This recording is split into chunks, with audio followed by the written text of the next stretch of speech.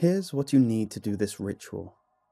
A mirror of any type, a candle of any size or colour, friends to do it with, optional but highly suggested. I should probably warn you, once you begin this ritual, there is no way to stop it. What I'm saying is, don't start it unless you are planning to finish it. Have you ever broken a mirror, by accident or on purpose? Have you ever looked into a mirror and felt like there was something watching you from the other side, or seen something sinister lurking within the eyes of your own reflection? You've probably heard the legend that breaking a mirror is 7 years bad luck. Legends about mirrors have been around for hundreds of years. In particular, some ancient civilizations believed that there was a sort of purifying effect to mirrors. They believed that by looking one's reflection in the eyes, it would transfer a person's negative energy into the reflection in the mirror. They believed that this had a cleansing effect, but also hidden dangers. That's why breaking a mirror has been known to cause bad luck. Think about it. If this is true, then every time you look into a mirror, you are transferring negative energy into it. Can you imagine how much negative energy is just sitting there inside your bathroom mirror? When you break the mirror, that negative energy is released and causes bad luck for everyone around it. For this ritual to work, you will need a mirror that you don't mind breaking. According to the manifesto, both the risk and the eventual reward for this ritual are stronger depending on how old the mirror is. It makes sense if you think about it.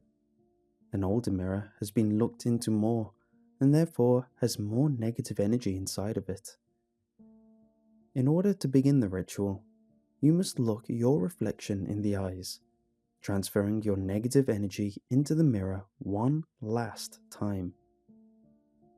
You only need to do this for a few seconds. Then you need to lean forward and breathe onto the mirror, making it fog up with your breath. My sources refer to this as anointing the mirror with your breath. At first, you might find this strange, but do a little digging and I think you'll find that the word breath once meant something similar to spirit. By breathing on the mirror, you are symbolically linking yourself to the mirror and to the negative energy contained inside. This linking is critical to the success of the ritual. Everyone in the group needs to do this step as well, before moving on to the next one. After this is completed, you can light the candle. Use the candle to burn the mirror. This agitates the negative energy inside. You only need to do this for a few seconds, or until there is a noticeable black mark on the mirror. Note that the longer you do this for, the more agitated the negative energy will become. After this, the final step is breaking the mirror. Once this step is done, I suggest you start running. You see, it's actually a common misconception that when a person breaks a mirror, they will be followed by bad luck. This is not true. When a mirror is broken, the bad energy stays in one spot near the broken mirror until it eventually dissipates, or at least normally it does. If you completed the above steps, then you have tied yourself to the negative energies through the medium of your breath. This means that the negative energy will pursue you wherever you go. This is why I said earlier that it would be best to complete this ritual with a group. If there is only one person doing this ritual, then all the negative energy will pursue that one person. But if there is a group, then the negative energy will be spread more thinly. This increases your odds of survival. Bad luck will follow you throughout the night. At first, it will start out as small incidents, a chipped nail or a flat tire. The incidents will begin to escalate though, as increasingly horrific things begin to happen around you. Eventually, these incidents will become life-threatening, no matter how many people you did the ritual with. Like I said, don't start this ritual unless you're planning to finish it. The only piece of advice I can give you for surviving the night is to remember that the negative energy is linked to you through your breath. Your breath is how the negative energy detects you, and so, if you find yourself in a bad situation, try holding your breath. This should make you temporarily invisible to it. Of course, you can only hold your breath for so long. Still, this technique might provide you with a few extra seconds to get out of a dangerous situation. At this point, you are probably asking yourself, why on earth anyone would ever engage in this ritual? Why would anyone ever risk their life like this? Well, most people who try this probably didn't think that it would actually work, but there is a reason beyond that. The bad luck will chase you throughout the night, but if you manage to survive until dawn, not only will you find that your run of foul luck has ended, but that a new streak of good luck is about to begin. The first lights of dawn have a special, purifying property. If you survive until the morning, then the negative energy inside the mirror will be purified and will re-enter your body, filling you to the brim with positive energy. After this, everything will seem to go your way. You'll find that people are generally nicer to you, and that the opposite sex are extremely attracted to you, or the same sex if that's your thing. You will succeed at everything you do, whether it be a job interview, an important exam, or a business venture. I would highly suggest buying a lottery ticket. It should be noted that the amount and duration of your good luck will be equivalent to the amount of negative energy that was in the mirror. If you just bought the mirror at the store, then the good luck will only last a couple of days and will not be all that severe.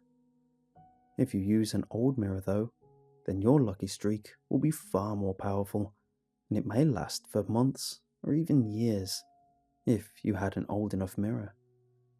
If you use a mirror that has a more personal connection to you, such as a bathroom mirror or a mirror from your bedroom, then the good fortune you experience will be more suited to your particular tastes and desires.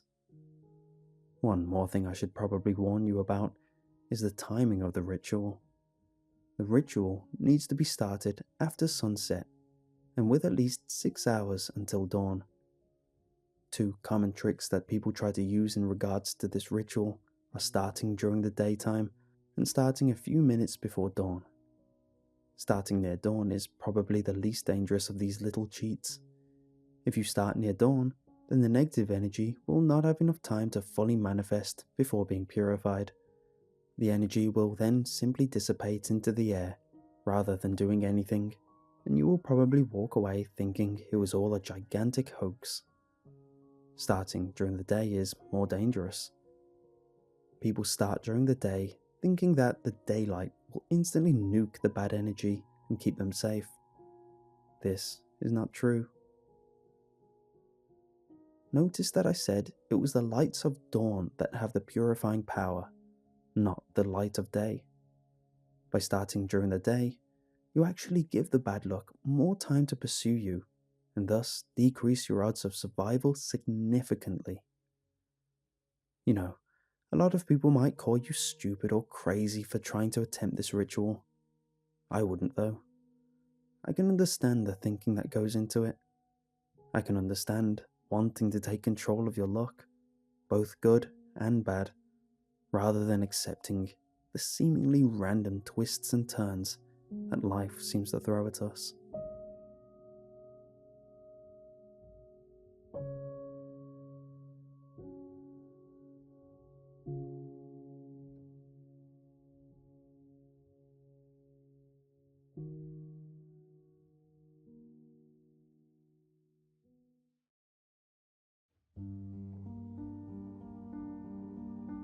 It started as a prank, albeit a dark prank, but a harmless prank nonetheless. My town has been ravaged by rumours since I was a kid. a ghost story of the Sonny family cult that used to stalk the streets and mercilessly kill on a regular basis. If you look up old news articles, you can find sensationalized headlines about stabbings and murders that alluded to them. But that's all they were, murders. The idea of a cult secretly pulling the strings was absurd to me, so I decided to make fun of it. Part of me justified my idea by thinking that I'll take the sting out of the looming subject by showing how ridiculous the idea of a cult really was, and showing how easily people will believe such a crazy conspiracy. First, I did some research on well-known cults, and let me tell you, cults get up to some weird stuff. Without getting into the gory details, I can sum up one particularly nasty example with Kool-Aid. Needless to say, I didn't want to go that dark. I started by grabbing some red spray paint cans and hitting the streets. I designed a cryptic looking logo which would be the symbol of this mysterious cult. It only took a few hours, but I left several tags throughout the town in relatively innocuous locations. The symbol itself was relatively simple and was easy to replicate. It was a circle with a dot in the inside and a line from the bottom of the circle going straight down. To me, it looked vaguely like an eye with a gory muscle hanging down. A perfectly cryptic but recognizable logo. Then I went to my local printers and had a few hundred leaflets printed advertising this organization, with heavy implications that it was a cult. On the header was a more polished graphic of the logo I made on Photoshop. I never handed these out in person. I'd be stupid to be associated with these since I figured more likely than not people were going to freak out at the start. I left them on random street corners held down with stones, or I left them haphazardly taped on the walls of random alleys. At first, I never really heard anything about it. I even tried slyly bringing it up in conversation, acting shocked, asking co-workers if they'd seen these random pieces of graffiti, or asking if they'd seen the leaflets. Everyone said they didn't know anything, which was a bummer. I started to believe that maybe this was harder than I thought, and that maybe I was just wasting my time. But then, everything changed. I almost missed it at first. I was walking past an electrical store, which had various TVs on sale advertised by silently playing the news. Next to the news anchor, who looked rather concerned, was a picture of one of the pieces of graffiti I'd left. This was it. It was getting full media coverage, and suddenly, it was on the tip of everyone's tongues. From this point on, people wouldn't shut up about it. The managers at work had to keep breaking people up to stop tardiness on the shop floor. Customers who came in were more solemn than usual, carrying a mood of uneasiness in the air. People were already making associations with the Sonny family cult and the various disappearances and deaths from the past, just like I wanted, even before the news officially talked about it as a possible theory. What I set out to do had worked. I figured anyone in this town would believe something was a cult, no matter how vague, and it was true. The only problem was, how do I finish this? I actually hadn't thought that far, thinking at most it'd just scare the kids who were making up these rumors, and I could rub it in their faces. It had been so long since the disappearances that I figured it would be easy to come out and show that the cult theories were just people's paranoid minds running wild. But what happened instead was the fear that people held back then resurfaced, and it became too sensitive a subject to pull the "it's just a prank" card. I was in too deep, but I wanted to set things right. At first, I figured I'd come clean at the cult event. The leaflet I sent out advertised, in a cryptic way, that everyone should meet at the local park grounds on the 6th of June to hear about the good word. This would bring in the people who are either most afraid, trying to figure out what's going on, or they would be the fanatics that I set out to show were being too believing in wild speculations. The day couldn't come any faster, and I couldn't wait to get this over with. I hid far away at first, scoping out who would show up. At first, some people arrived early and simply waited in the open, making casual conversation with each other. The closer the time came, the more people arrived. Way more than I'd anticipated. Suddenly, I had a surging fear in my throat, and I just froze, terrified to confront this now large gathering as I watched an absurd amount of people congregate, all fueled purely by curiosity and fear. The time of the meeting came and went, the casual mutters of conversation slowly turning to confused whispers. I was stuck, staring, when suddenly I was jarred from this trance. My heart racing, I turned to see who it was, and it was just a girl, probably still in high school. Her face was obscured in the night by her dark hair. She said she saw me staring and wondered what I was up to. I simply replied that I was nervous and a bit scared. She cocked her head as she eyed my face, nodded, and walked away. Confused, I turned back and saw another group approaching the crowd, along with a lot of flashing lights. It turned out the police were waiting in hiding for the perpetrator of the notes to come out so they can formally arrest them and question them. However, as the time ran on, they decided that the suspect was a no-show and came out to move the crowd along. I slipped away with the hurried movings. Shaking, I made my way home. When I got home, my heart sank. On my door was a note. A simple A4 piece of paper with a strange shape brushed on in red. It sat like a Christian cross, but with the left and right ends bending up. Between the middle line and the bent up ends were two small dots.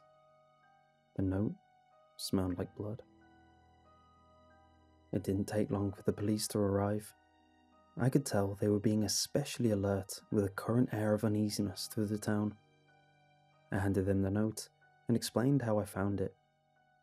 At first, they thanked me for the tip and that they were still looking into the current situation. This is when I froze. I knew from the bottom of my heart that the note I handed them was a real lead. However, I also knew the current investigation into my prank would be a waste of time. I thought long and hard, and much to their confused staring while I mulled things over, I decided to come clean. I told them everything. At first, they just stared at me, trying to take in the insane ramblings I sent their way. How the recent scare, which had set the mood of the town to a point that can only be compared to 2001, the event which caused most of this town's terrified souls to congregate to possibly hear of their end, was just a prank. They did not take it well. On top of the threats of wanting to arrest me on a number of felonies, ranging from the definitely provable graffiti to the laws I didn't even think I'd qualified to break, such as inciting mass hysteria and even terrorism. When they said I should be grateful for the warning and that they'd follow things up if charges are pressed, I was more than ready to drop on my knees and thank them. I was so caught up in the hysteria that I didn't chase up on what to do about the note, so I went to bed and hoped they didn't also think that was a part of the prank.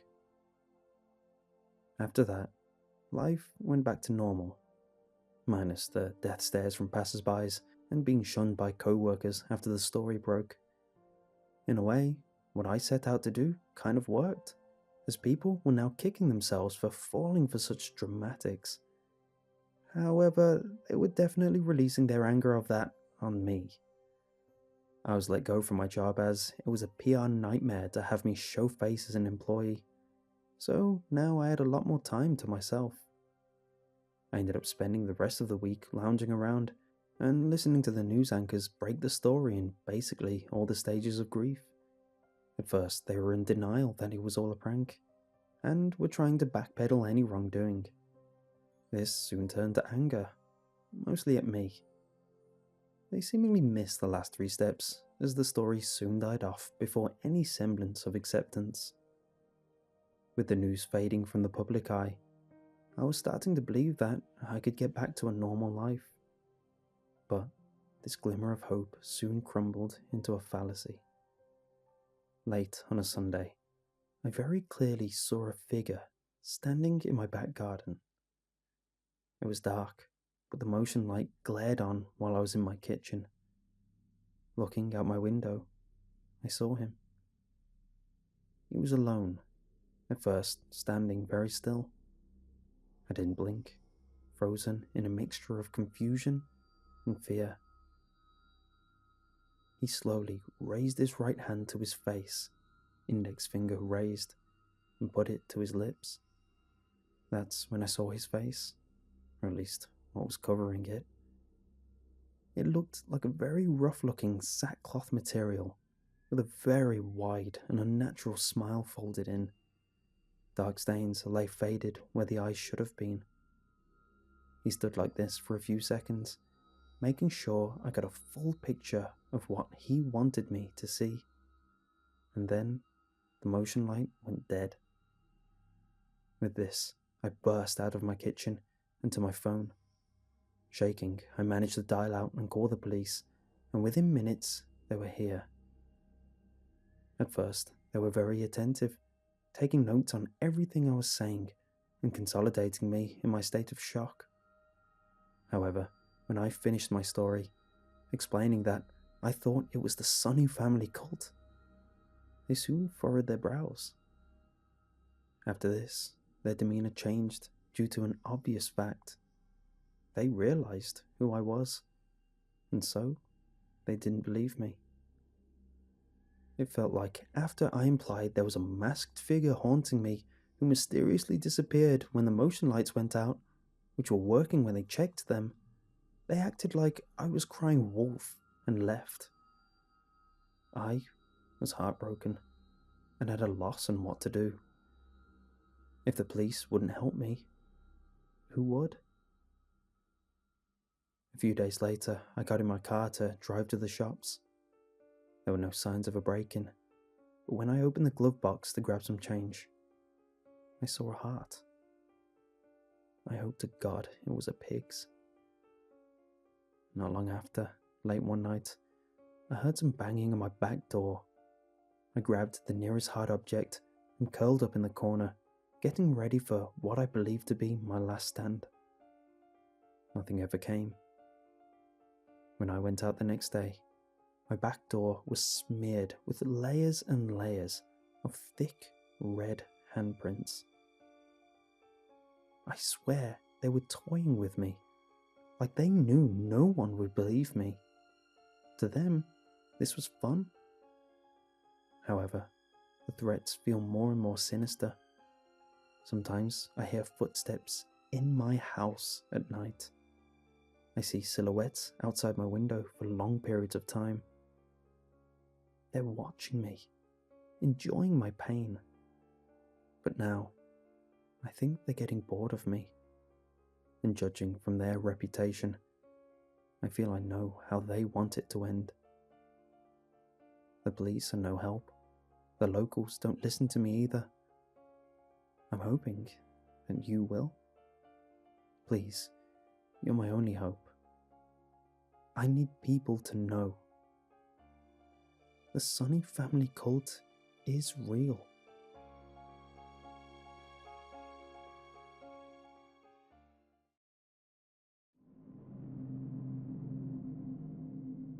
I used to be a game/mod developer who worked on a lot of source mods. Basically, I made things for games like Half-Life 2 and Counter-Strike Global Offensive. There's been a hell of a lot going on, and only now have I been able to get on top of it. What I'm about to tell you is what I've experienced when trying to work on my previous project. I can account for some of what happened, but not everything. So yeah, to start from the beginning. I was working on a little campaign for a mod called Underhell. When I wasn't so messed in the head, I remember this game being extremely good. I wanted to make a city that became slowly corrupted and haunted, whilst the people living in the city tried to figure out what to do. The project went well. The city was made, voice acting was acted, and skeletons were spooked. Forgive me, humor helps me right now. I was just working on one of the first scares that the player gets to see, but I was having problems setting it up. Basically, the player would start in a corridor with a dank, sodden greyish-blue carpet and dirty beige walls.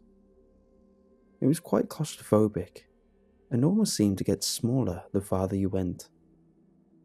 When the player got halfway through the corridor, a door at the end of the corridor opened into a room where she was inside.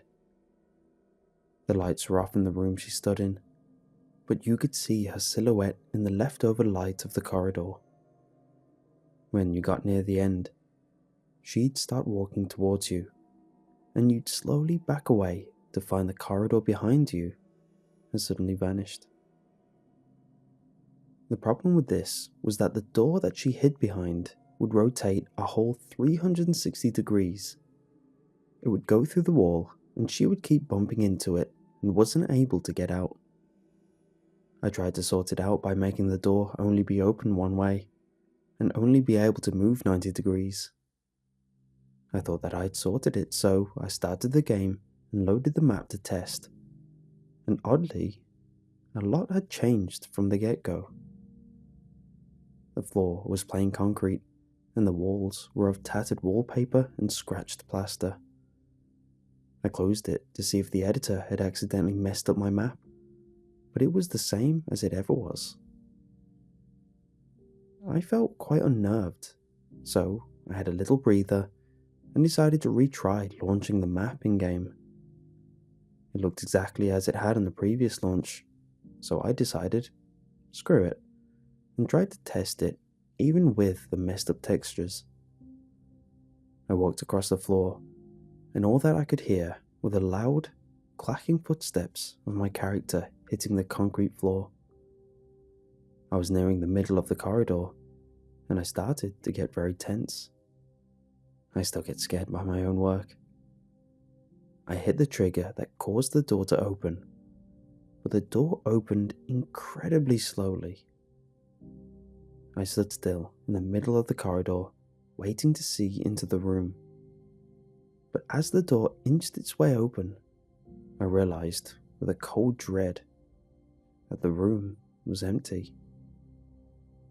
As soon as the door fully opened, I heard footsteps coming from no discernible direction. It sounded like bare feet on stone, except it was almost like the person was slapping their feet on the ground, trying to make as much noise as possible. I got incredibly scared by this and lowered my audio, expecting the worst. The footsteps got louder and louder until they were just as loud as they were with the audio turned up. And then they stopped. In the cold, sudden silence, I covered my eyes, lowered my audio even more, and tried to hear if anything was going to scream out at me. I heard nothing but a raspy, stunted breathing. And at that moment, I couldn't take any more and quit the game. I deleted that whole level and tried to forget that happened. When I finally got the courage to start mapping again, I set about remaking the whole level again. I tried to get the previously mentioned part of the level over with first, so that I wouldn't have to come back to it later. All went fine, until I tried to set the prop_dynamic. This basically lets you set which model you want and manipulate it in a variety of ways, with the model of her.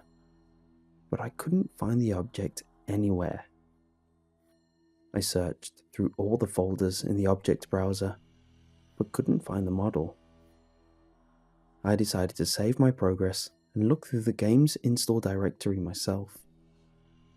I clicked out to my desktop and got a sudden chill. The model, its textures, and even a PNG of her was on my desktop. She wasn't that scary when you looked at her, but the feeling of what happened last time I made that level came back. It felt like I was being watched. I put them back in the directory without any problem and just made sure to keep my antivirus looking for any incoming/outgoing files from that particular folder. I quit mapping for the day and tried to get my head clear. I watched some TV, and that's when my antivirus came up with a massive pop-up, an alarm sound that was only reserved for the grandest of dangers to a computer. I muted my headphones and took a look at the warning that came up. The antivirus showed a message stating that I needed to remove 14 objects immediately. 10 had a yellow alert, 3 had an orange, and 1 had a red. I looked at the list of files infected. Most were normal Trojans, adware and the likes, but 2 caught my attention and made me freeze. One was called winlogger.zeus.icu and one called femelx.mdl. That one stung my senses ablaze.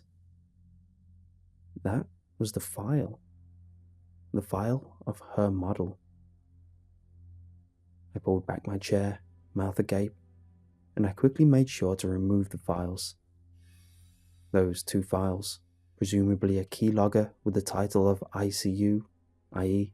I see you, and that damn model appearing at the same time is no coincidence, not even including the rest of those viruses.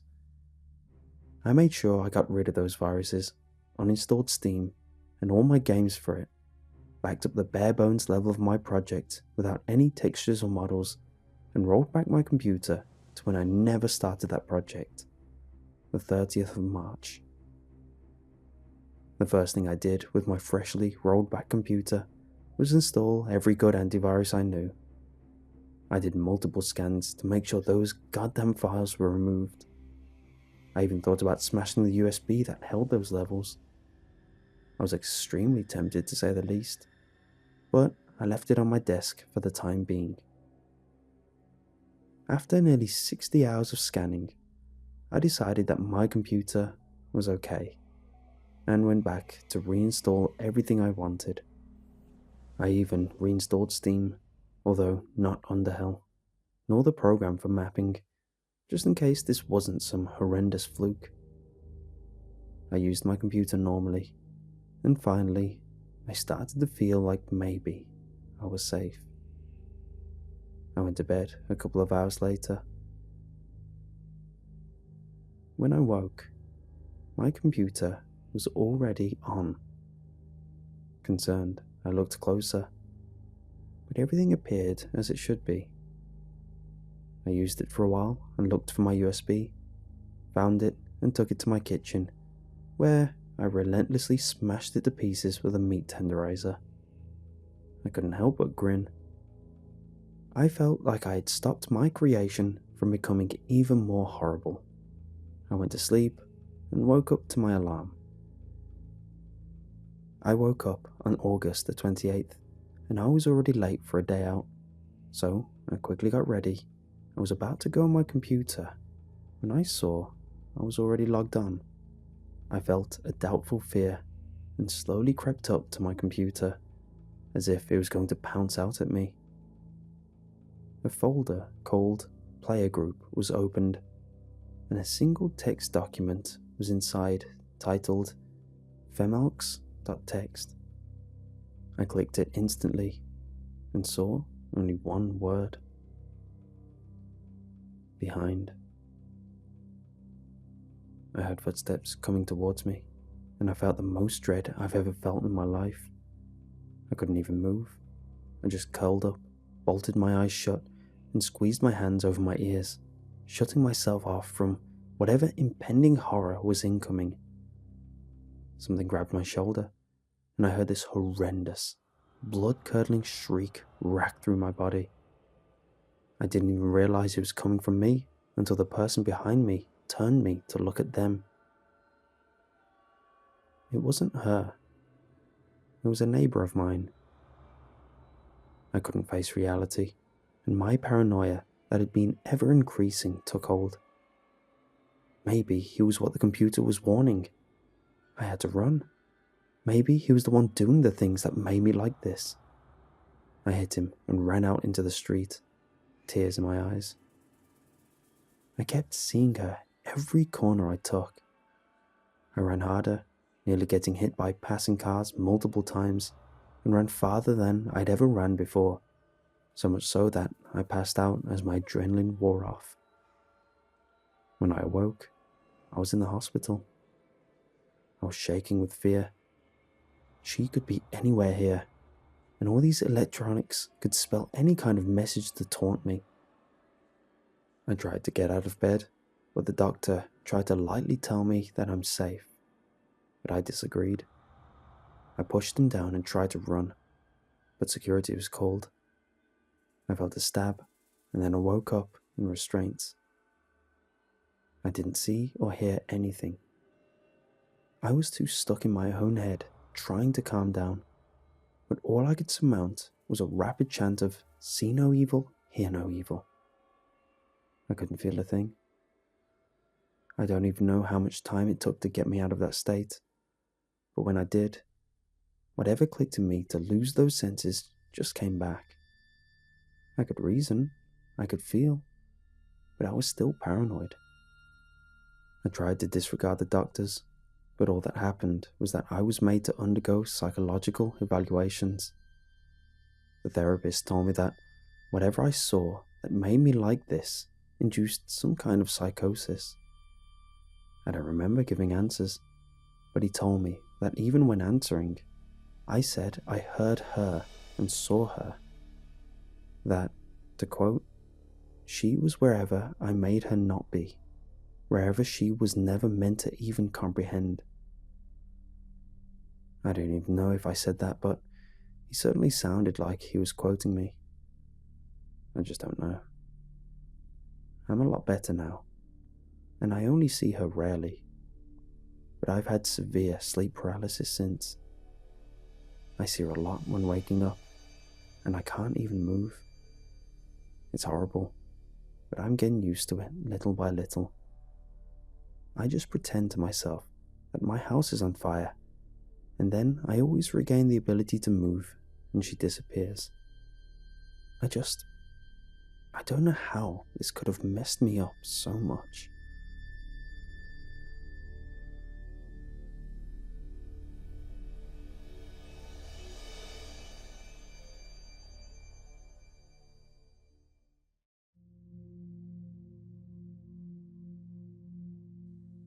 This happened about a year ago in January. I live in a mid-sized coastal city in Florida. The beach is only about a 6-minute drive from where I live now. Regardless of moving around town a few times over the years, I have lived here for the majority of my life. Went to elementary, middle, high school, and even to the local community college. Although we aren't a small city, you usually will run into someone you know or knew out in public. I was celebrating the 3rd year of finally living on my own. I had purchased a beautiful, modern-style townhouse in a great part of town, close to local shopping, grocery stores, and other neighborhoods. Now, of course, our city has some bad areas. Almost every city does. The bad area closest to me was about 5 miles northeast. I always pride myself on trying to stay fit. Years back, I would go to a gym. After a while though, I realized I'm more of an outdoorsy person and much rather jog outside in the fresh air than on some cold machine in a dark gym. My usual exercise routine would consist of taking about a 5-mile jog or run around the local neighborhoods, showering, then heading off for work. It is always wonderful to get out early and breathe in the fresh air and take advantage of the cool breeze. Unfortunately, this specific week I had come down with one nasty cold. Coughing and hacking, I had to take the entire week off of work. Along with skipping out on work, I hadn't got any exercise the entire week either. My cold was at its worst Monday. I could barely get myself out of bed. Tuesday and Wednesday were pretty much the same. Thursday, I began to feel somewhat better. Friday came, and I woke up feeling a bit groggy, but as the day progressed and evening approached, I began feeling completely myself again. I knew I had skipped out the entire week of my exercises, and after a few gulps of my energy drink, I was off to burn off some steam for a few miles. It was about 8 PM and dark outside. Now, to set the scene, I live in a beautiful neighborhood with sidewalks that wrap around it, but it is only about 2 blocks long. A main road connects my neighborhood to other, larger neighborhoods on the street that I jog around and through. I grabbed my phone, my sweat rag, gross I know, my headphones, and my bottle of water and set off. I had jogged a few times at night before with no problem. Why should this be any different? I go through my neighborhood and go out on the main road and begin heading for the next neighborhood down. I head down there and jog down each street of the neighborhood. At this point, I am getting a bit tired, and I knew that I had one more neighborhood down from this one if I wanted to hit my 5-mile run. I had to do it. I had to do at least one full exercise in for the week. So I jog back out to the main road and head for my final neighborhood. Now, this neighborhood is a bit different than the rest. The houses sit on larger properties, and they are larger and more expensive homes in general. Mostly old people lived in the neighborhood, and during the day when I would jog through, they are always friendly and wave. So, I am out on the main road, approaching the entrance of this final neighborhood, and I noticed a white van with only one headlight approaching behind me on the road.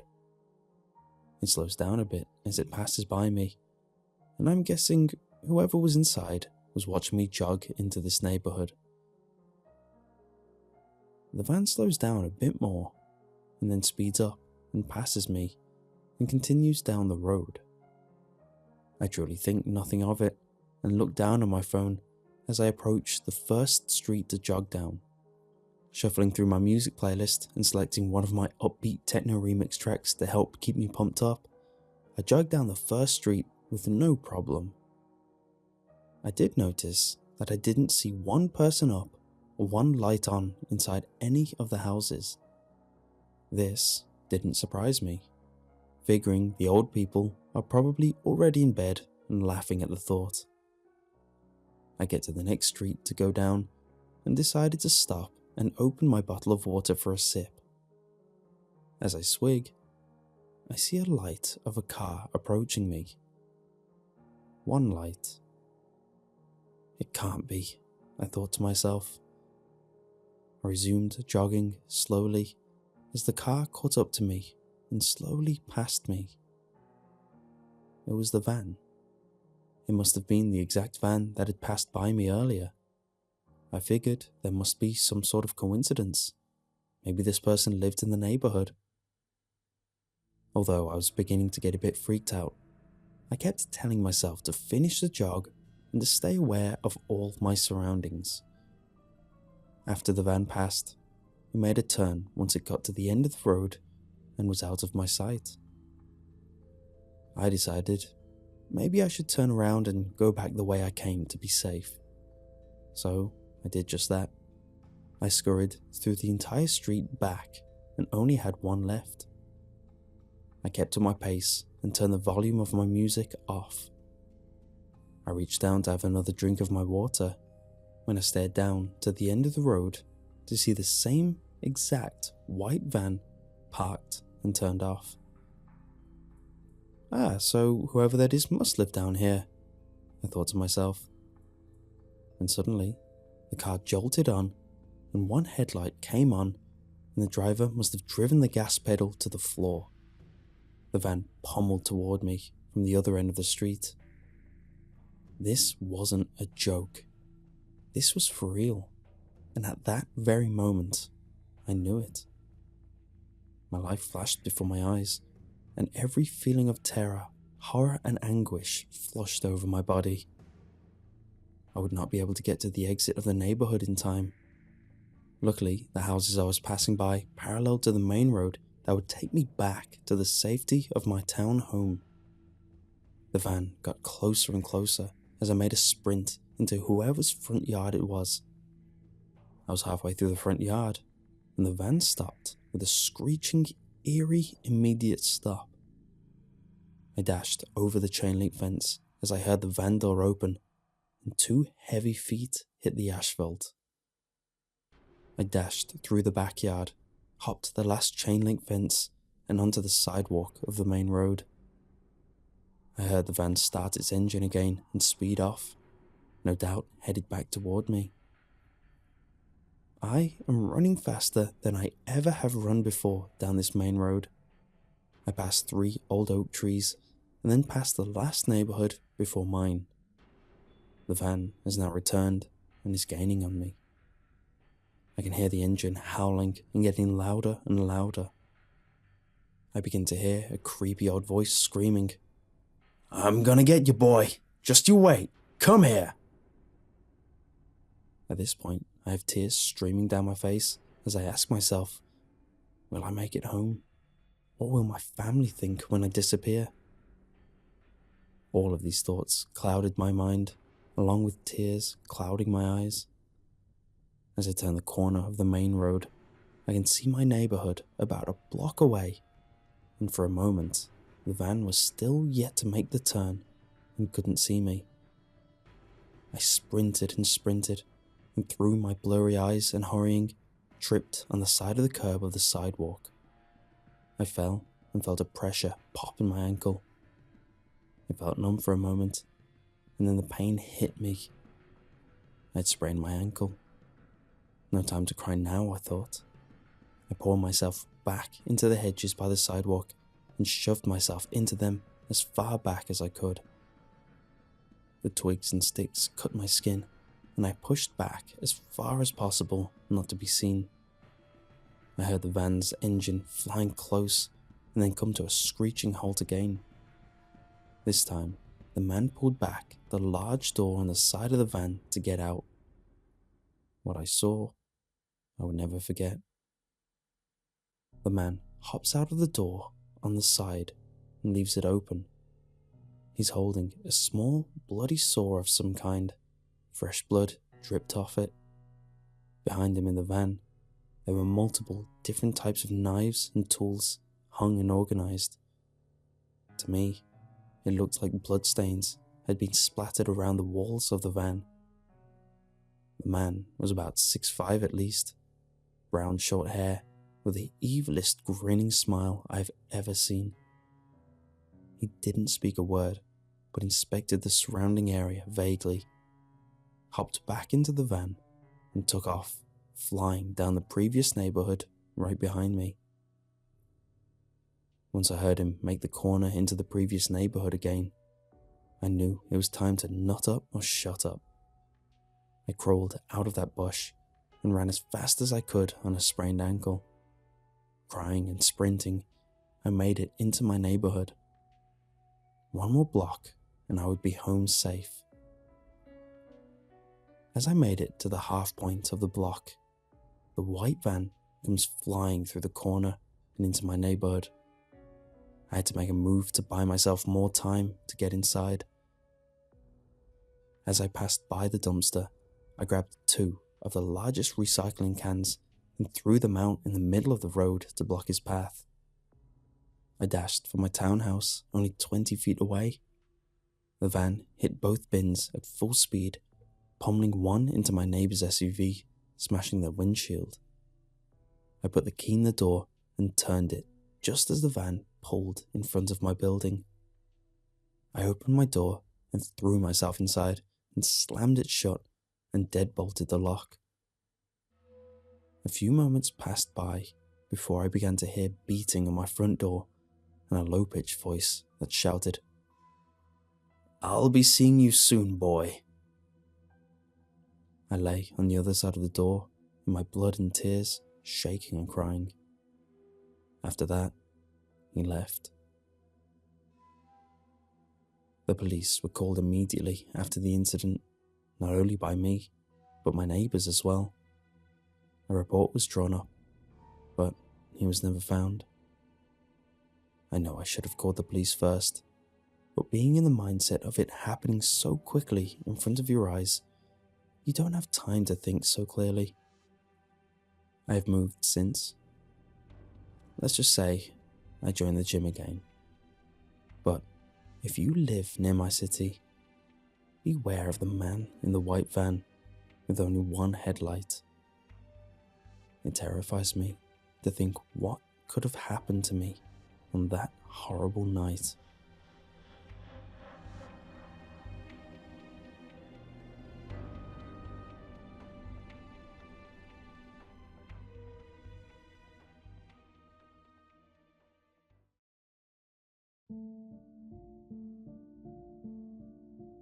I hold a lot of love in my heart.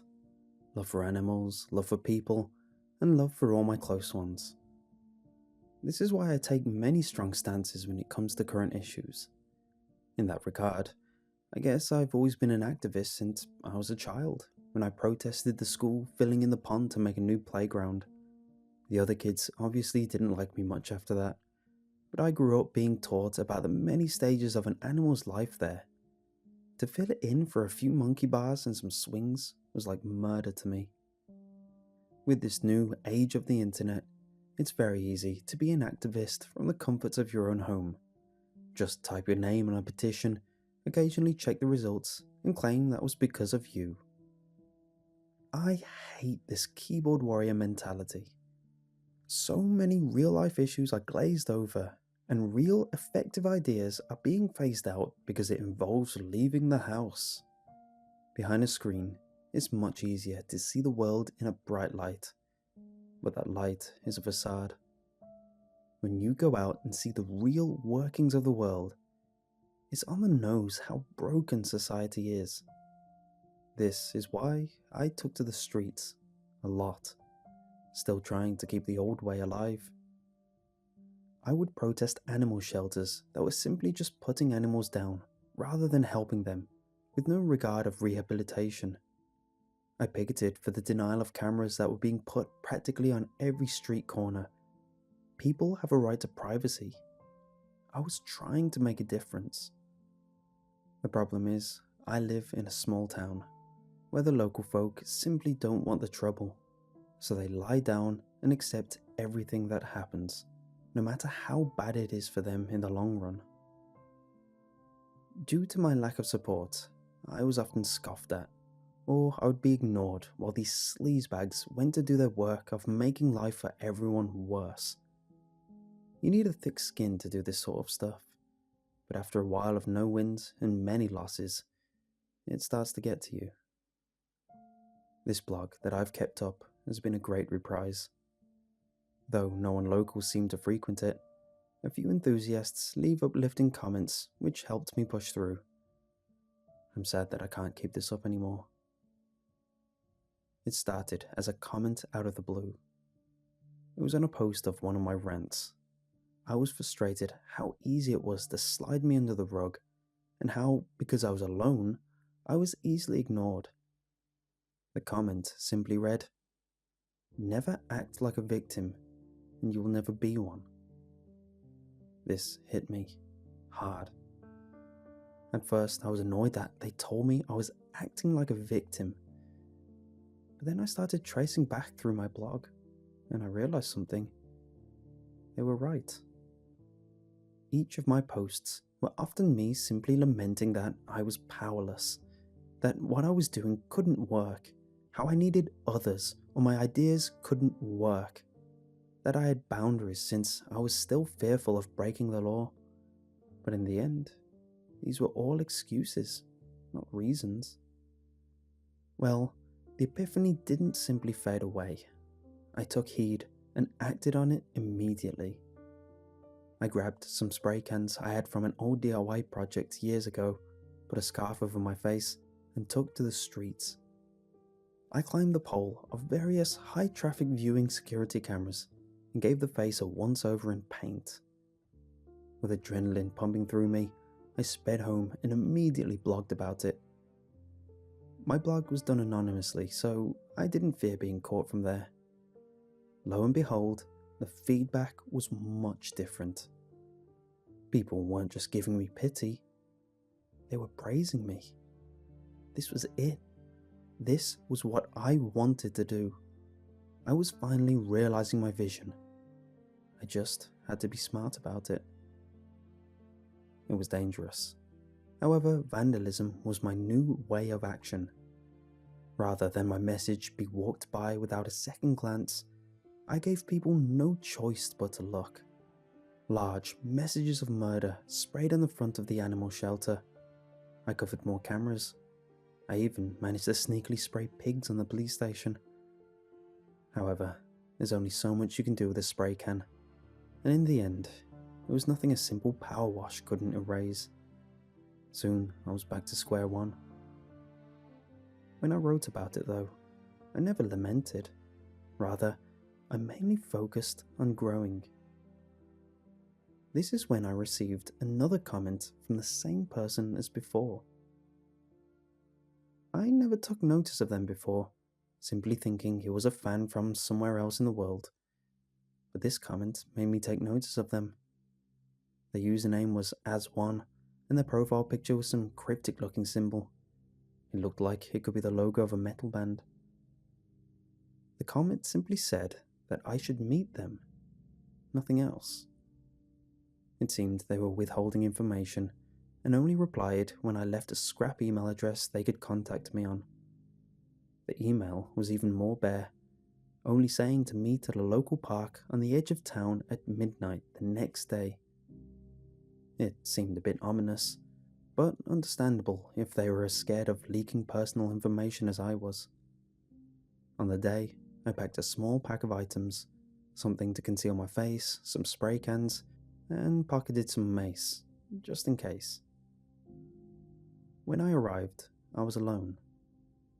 I stood there, looking around nervously, checking my phone every often at the time. I still remember how slow everything felt. 5 minutes till midnight. Nothing. An eternity later, 4 minutes till midnight. Nothing. This cycled until my phone hit midnight, dead. As soon as I looked up, the glare of my screen illuminated a figure in front of me. Startled, I flinched, and it was when I put my phone down I saw the rest. A group of people, seemingly out of nowhere, all wearing very creepy masks. The masks looked like they were made from the material you'd picture a scarecrow made out of. They held a permanent smile and dark smudged eyes. I was at a loss for words. "Don't be scared," I heard one of them say. A nice sentiment, though at first it did fall on deaf ears. Eventually they pulled off their masks, and I started to relax a little. They looked like a family. There was a middle-aged guy with dark hair and eyes, a woman who looked about the same age as him, and very motherly. I even saw a girl who looked in her teens. At the realization that this was probably a small group inspired by the popular hacktivists Anonymous with their Guy Fawkes masks, I began to ease up. They were all quiet, except for the middle-aged guy, who seemed to be calling the shots. He talked to me about how they've been tracking my efforts and feel I was very like-minded with their group and their ideals. This got me excited. I always felt that my solitude was my weakness, and this was my chance to be a part of something bigger. The possibilities raced through my mind, and soon I was lost in my fantasies. He explained to me that tonight was a night of testing, that I was new blood to be ushered in. I missed a lot of details, already daydreaming about what I'd do now that I had some people to back me up. When I came to, I was being led into an old pickup truck and was instructed to get in the back. The group piled in with me, and off we went. After a few minutes of driving, we pulled alongside the road on an old path in the thick of the woods. I didn't recognize the location, only that it was a far offshoot of the park. I was confused at this point. However, the group seemed to know what they were doing, so I didn't question it. While looking around, I spotted an old man jogging with some high vis on. When the others saw him, they all sprang into action. 2 pulled on their masks and ran after him. I watched, but was soon shoved, the guy from before shouting at me to go with them.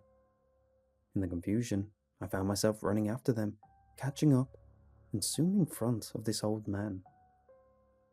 The 2 grabbed him and tried to drag him away. I just froze, bewildered at what was going on. Through sheer force from struggling, the old man managed to free himself from one of the men and was threatening to escape the other.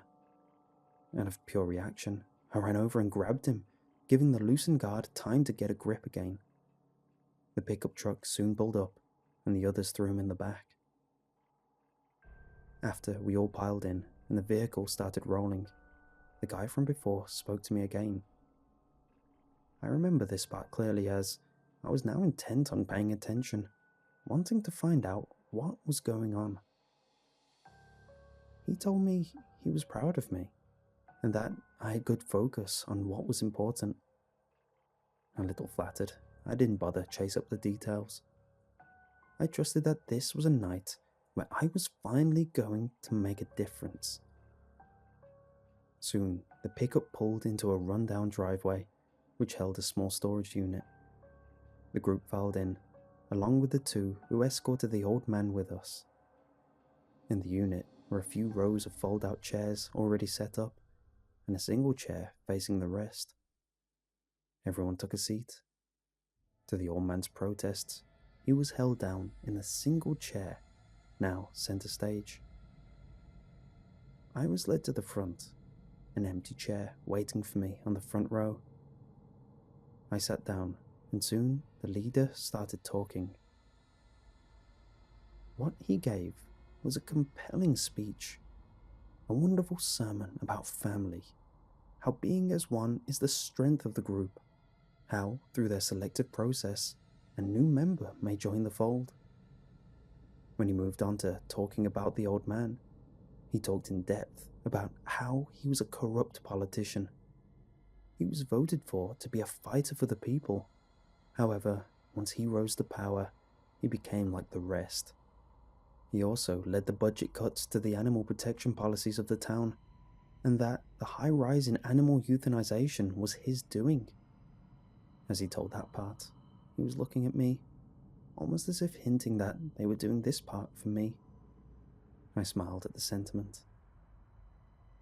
The speech carried on with him, explaining that we were to use this politician as an example, to send a message to others who follow his corrupt footsteps, that this group creates chaos to make people aware of what's truly important. But the last few lines of the speech made my wry smile twist into a look of confusion. You cannot take what you cannot give. This turned my head. The speech ended with, to usher in new blood, we must spill old blood. With that, everyone stood up. I hastily stood too, trying not to stand out. I was led forward, in front of this now sobbing old man. I turned to look. All eyes were on me. I wished they were human eyes, as they all then had their masks back on. The grim smiles plastered across their masks, conveying a stark contrast to the situation I was now in. I turned to face the preacher, who held an item in each hand. One hand was holding a mask, seemingly new compared to the more worn and stained ones that stared at me.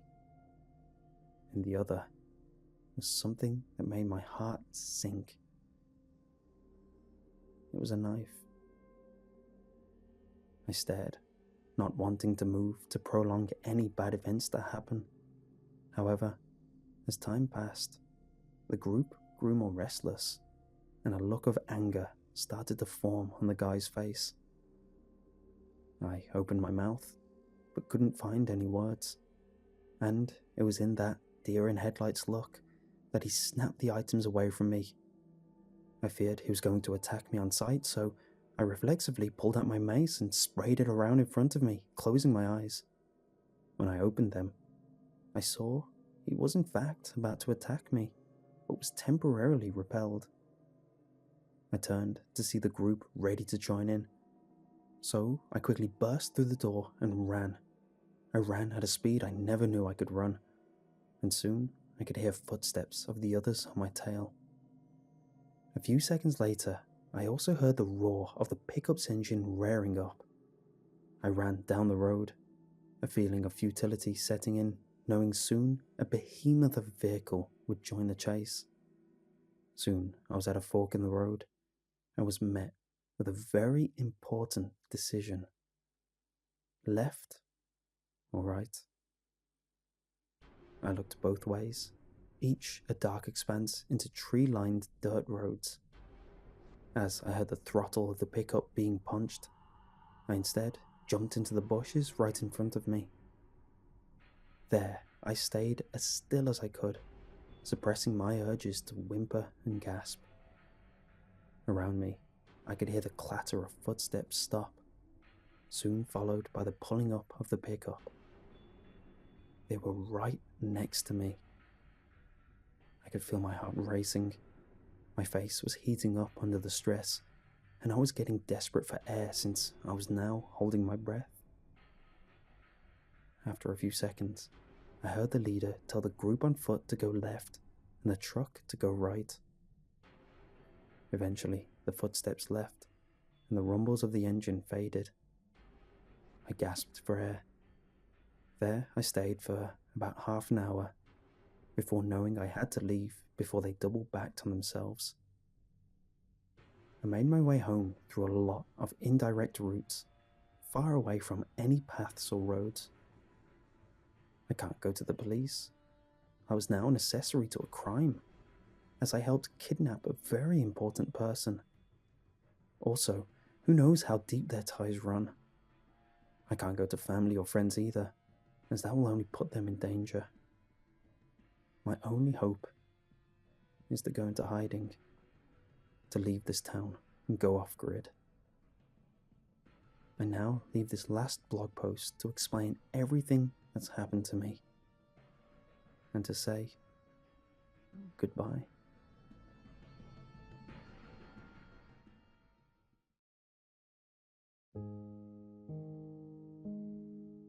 I have always been a scrawny person since I was in elementary school. Granted, due to my semi-decent sense of humour, I was never bullied. But to the opposite sex, I was never deemed attractive or dateable. Friendzone was the nation I inhabited, and until the age of 25, I was completely fine with it. Of course, I craved the attention when it came time for the homecoming dance or prom, but I always managed to get a friend that went with me out of pity. After high school, I went to a local college and graduated 5 years later. I ran out of funds, so I worked in sales after my sophomore year to make enough money for my last 2 years. On my graduation day, I looked back on the years I spent in college and immediately felt regret. Every day after my classes, I would just go back home and eat dinner with my parents and go to my bedroom where I would spend the whole night surfing the web and reading. I made a couple of friends and had a date that ended terribly, but I just felt like I never truly utilized college for all of its worth. I was accepted into an out-of-state college, but I decided against it because I did not want to get out of my comfort zone. After college, I tried to find a job that went along with my major, English, and found that it is pretty much impossible to get a teaching job in the town I lived in. After 4 months of looking for a job, I decided that any job was as good as any, and went to the local electronics store for my old job back. The manager was more than happy to take me back as I was the top seller every month I was there. I don't like to go out and make friends, but I was definitely good at making people spend their money. When I came back for my first day back 3 days later, I realized it was a completely different crew except the manager. There were 3 salesmen, Mac, Vance, and Jonathan, and the manager, Anthony. Before I came back in, Mac was the top salesman for the past 6 months, and we automatically did not like each other. Vance was the lowest salesman, but he always cleaned the store up and made sure all of the inventory was correct. Jonathan was the middle tier salesman, and we became fast friends. There really isn't much to talk about in the world of sales. People come in looking for X object, and we sell them X object while trying to add on accessories. Sometimes we would get them to loosen on their original budget and go for a higher end model. That is about as far as sales really go to me. It gets me a paycheck, and I can pay the rent my mother and father suddenly started charging me. 3 weeks into working there, Jonathan asked me if I wanted to go over to his house, hang out, and drink a couple of beers. I agreed, and after work, we went there and turned on a couple of movies while downing beer after beer.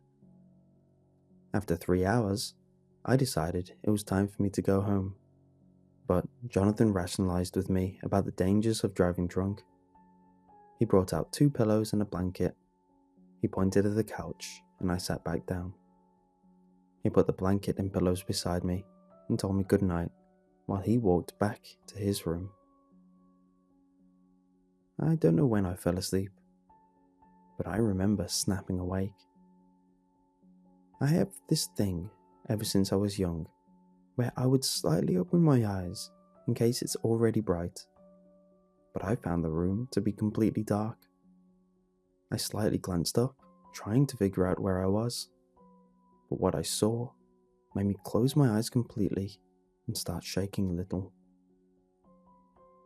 Jonathan was standing in the hallway while staring at me. I waited around 10 minutes and slightly opened my eyes once more to see that he was going back into his room. The next morning, I woke up to the smell of bacon. I quickly got out of bed and went to his kitchen. He was cooking and looking like his normal self, so I just let my paranoia slide off and I asked him if he needed any help. With a wave of his hand, he just told me to sit down and enjoy my hangover. I sat down on the couch until it was done cooking, and we ate bacon and pancakes. We went to work right after breakfast, and by the end, I completely forgot about him staring at me in the middle of the night. The next weekend, he asked me if I wanted to go out to a club an hour away from us, and without hesitation, I told him yes. I told him I would wear my black suit to look extra spiffy, and while laughing, he told me he would pick me up from my house around 10 p.m. Around 10:15, I heard him honking, and I went outside and got into his car. When I saw him, I had to take a double take. He was wearing the exact same thing as me. Black suit and a white button-up shirt. I just decided to ignore it. We got to the club at 11, right as the doors were opening, and before it was midnight, I was having the time of my life. For the first time in my life, I was meeting girls that seemed to take an interest in me, and I even got to dance with a couple of them. The only thing that really threw me off was that Jonathan seemed to be staring down every girl that even gave me the slightest bit of interest. At 2, Jonathan came up to me and told me it was time to go home, so I went to the bar to pay off my tab. While I was paying my tab, a girl that I danced with earlier came up to me and slipped me a piece of paper in my pocket while giving me a light peck in my cheek. I know I blushed, but I maintained my composure enough to give her a wink and a smile.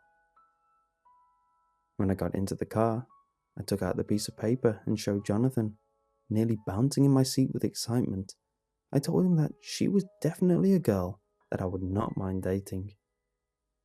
He asked me what she looked like, so I told him that she was a little shorter than me, brown hair and green eyes.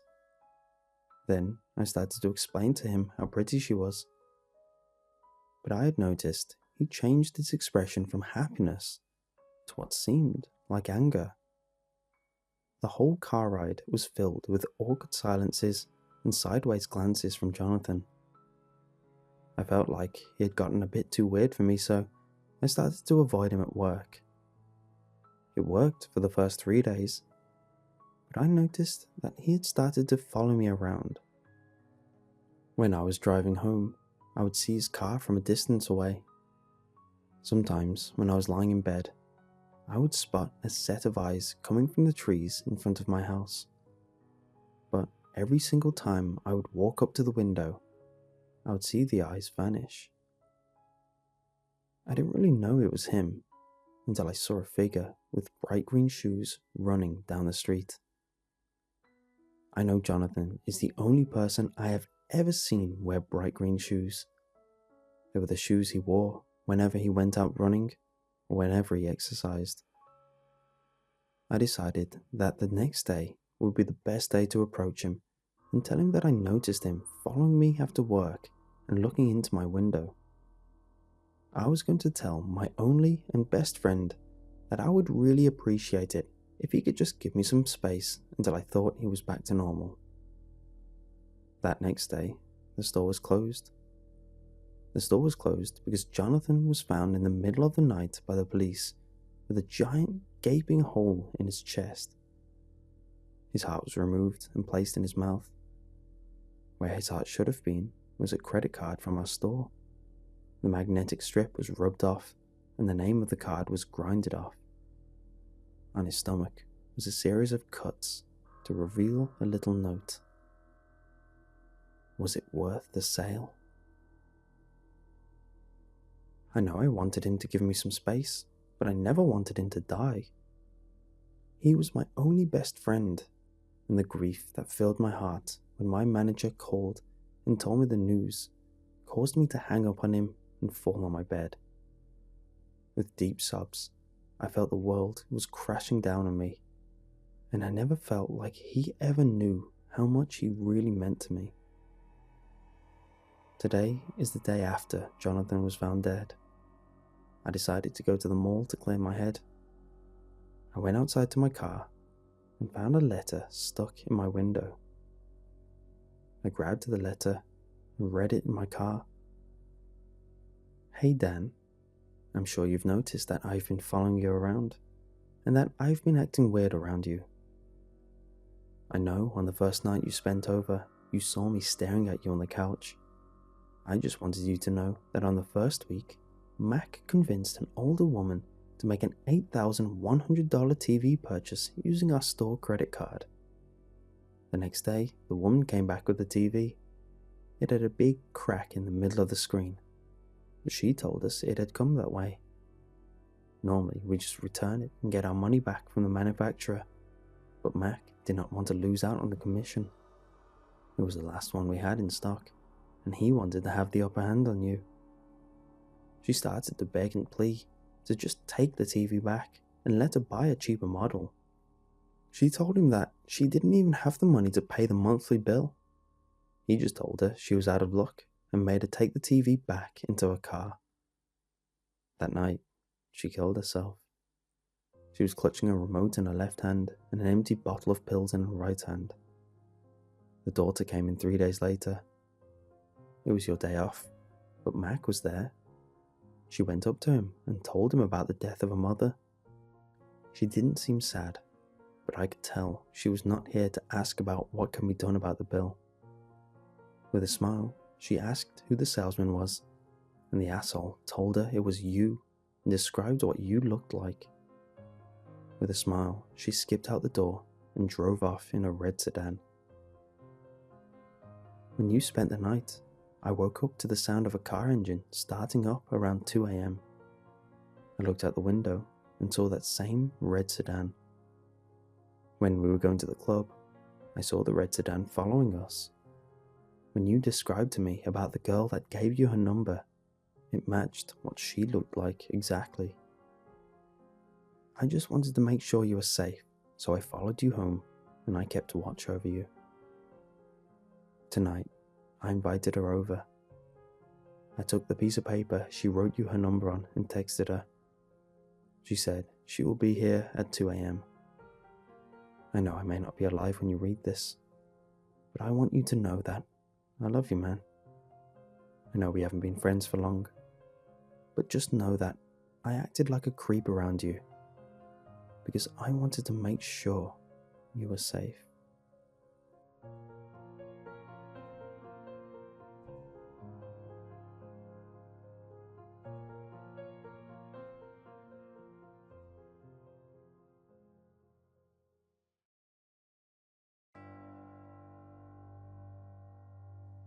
I recently inherited my grandfather's rural home, a log cabin buried deep within 100 acres of woodland, a picturesque scene untouched for decades, and a perfect dwelling that I am now proud to call my own.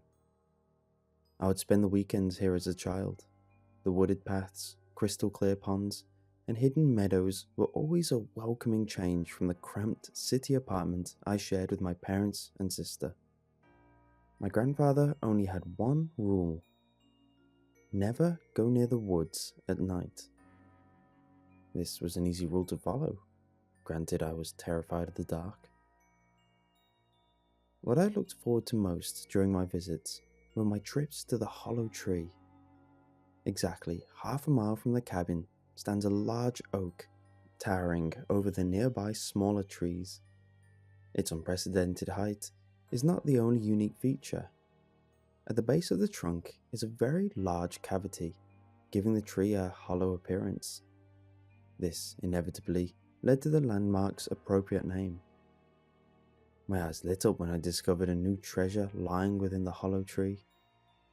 My blue bicycle, a new football, and the dozens of other wonderful gifts I found throughout my formative years.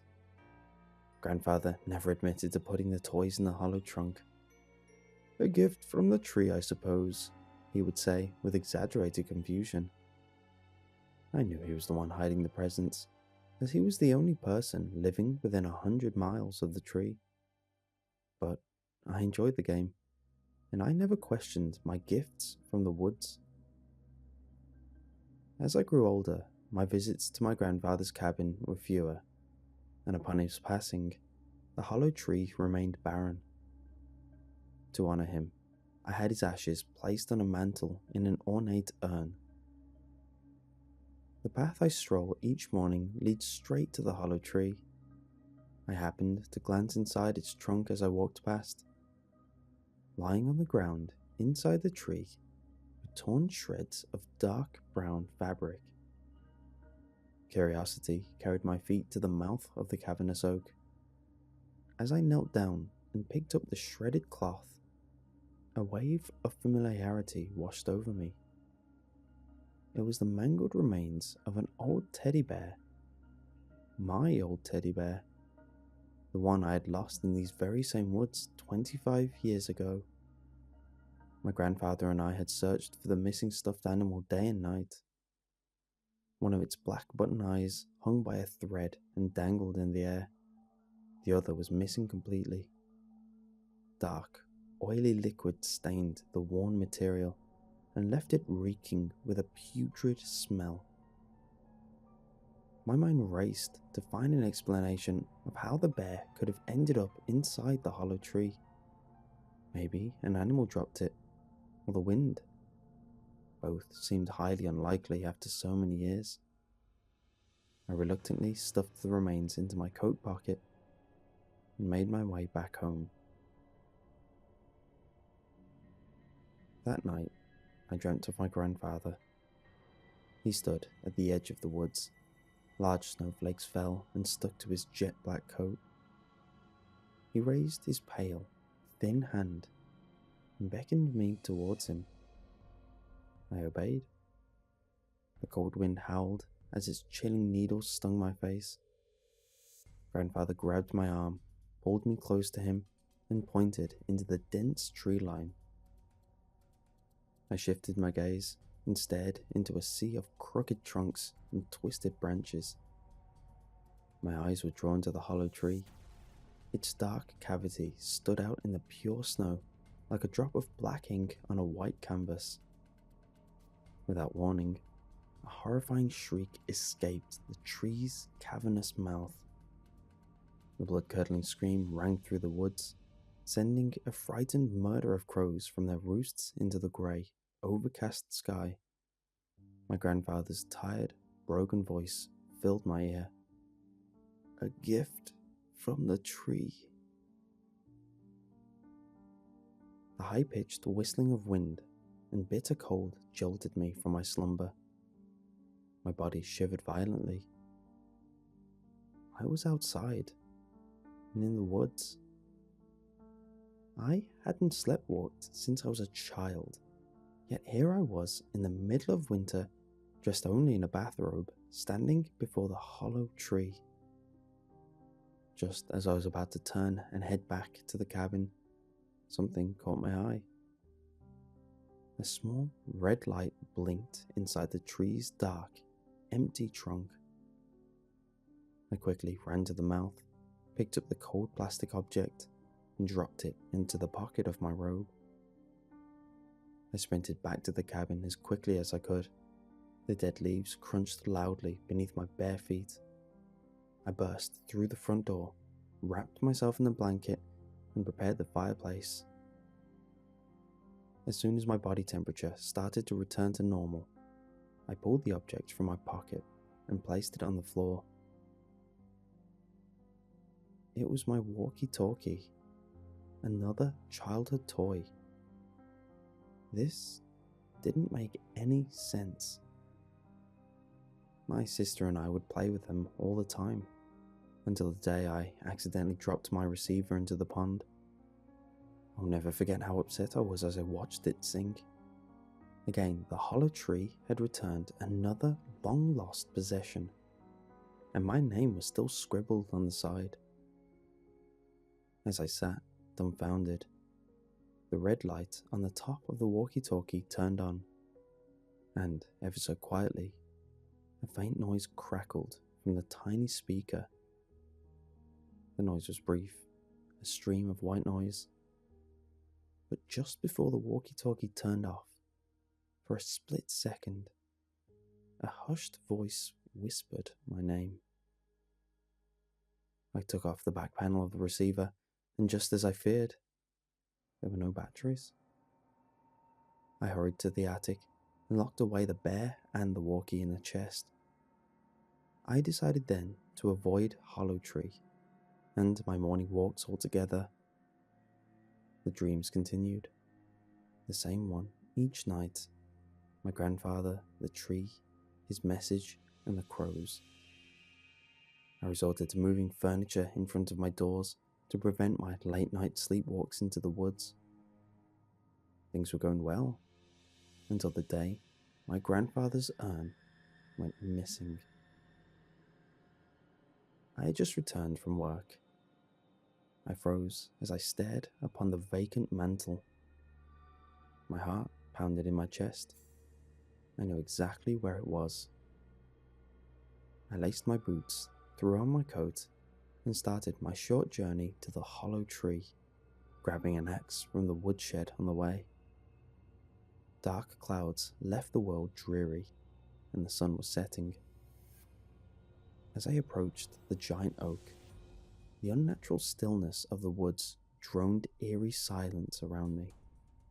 I shone the beam of my flashlight into the hollow tree, the cavern illuminated, and I crouched down to peer inside. I nearly threw up. Dark, sappy liquid dripped from the bark. On the ground, my eyes met the blank stares of 13 dead crows, their small bodies severed and completely hollowed out. I gazed upwards, and within the twisted branches, I saw the beautiful silver and gold urn. The tree was toying with me, beckoning me to climb its ancient tree to retrieve my grandfather. Rage consumed me. Tightly gripping the axe's wooden handle, I swung as hard as I could. The sound of the blade striking the oak was unbearable. Each blow sent a sound wave of shrieks from the bark, the same scream I dreamt of each night. Thick, crimson liquid gurgled from each gash. I chopped until I couldn't lift my arms. The hollowness of the trunk echoed the screams like a concert hall. With anger pulsing throughout my body, I hurled the axe with all of my strength, and with a dull thud, it stuck right in the middle of the tree. Just then, the branches untangled and the urn began to shift. I hurried to the spot directly underneath and carefully grabbed it as it fell. I held the porcelain vessel like a newborn child, turning back only once to see the wounded tree still bubbling its thick, bloody sap. I placed my grandfather back on the mantel. Exhausted, I fell face first onto my couch and passed out. The dream was different this time. I met with my grandfather in the woods, only all the trees had been cut down, leaving a sea of dark stumps. He whispered a new message into my ear. It does not forgive. Again, I awoke to find myself in the woods, and I looked out of horror. Before me stood 3 more trees with hollowed out trunks. I still believe my grandfather was the one leaving the gifts when I was a child, but I think something was watching him.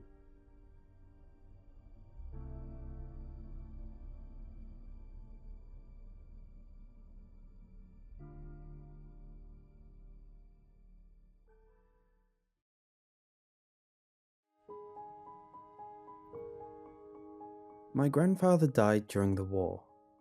I wasn't born then, but I was told stories of the tragedy. It wasn't known how he died, but the mystery surrounding his death were definitely on people's lips at the time. He was found dead, frozen with a twisted look of pain on his face. However, no one could determine the cause. Theories of a secret nerve agent or a new type of chemical warfare were thrown around, but nothing stuck. During an on-site autopsy, things got even stranger. The pathologist wasn't heard from in some time. When someone found him, he was laying on the floor next to the bed, in a similar state my grandfather was found in. It was years before my grandmother got a straight answer, but when the military were satisfied with their investigation, they confided in her the truth and passed on all my grandfather's on-duty belongings. What the news reported after that was that my grandmother killed herself from grief, a conclusion which made the most sense when her death was investigated. However, my father told me there was more to it. He was the one who found his mother, frozen and contorted in the same way my grandfather was supposedly found in. The government took the body and nothing was heard since. Everyone was more than happy to accept the word of the news. After all, it did make the most sense. But not to my father. He probably sounded like an insane teenager, raving about the conspiracies he kept coming up with. People just took it as the reaction of a child scarred from finding his own mother's body, not something easy to accept. He kept to his story while he brought me up. When I was around his age during that whole ordeal, he confided in me everything. And every few months he would talk about it more, to the point that the story was ingrained in my mind, is the reason I remember it so vividly to this day. Besides his strange tangents about all this, he was a great father. He was strong, He had to be, living through such a traumatic event. A gift he passed on to me. My memory's hazy at the start. He woke me very early in the morning. He must have been up late, having a casual drink and rifling through the attic, when he found something and excitedly woke me up. When I was finally paying attention, he shoved a box in front of me. He then proceeded to explain that these were my grandfather's items given to my grandmother before she passed away. He pulled out piece after piece, explaining what each item was and what it was used for in such an archaic time. I still remember his puzzled face as he pulled out something he didn't recognize. It was a small, black orb, not too dissimilar to a children's marble, only slightly larger. It swirled in the light in such a peculiar way. After a few seconds of studying it, my father's eyes widened, and he dropped the ball. He followed after, twisting, writhing, and exclaiming in pain. I screamed too, but as suddenly as it started, it stopped, and he was frozen in the most awkward of angles, a look of agony frozen on his face. Police came with EMTs. He was pronounced dead on sight. It was chalked up to an unexpected stroke. I tried to tell them about the orb, to no avail. I then tried to show it to them, but it was nowhere to be found. However, it didn't stay gone for long.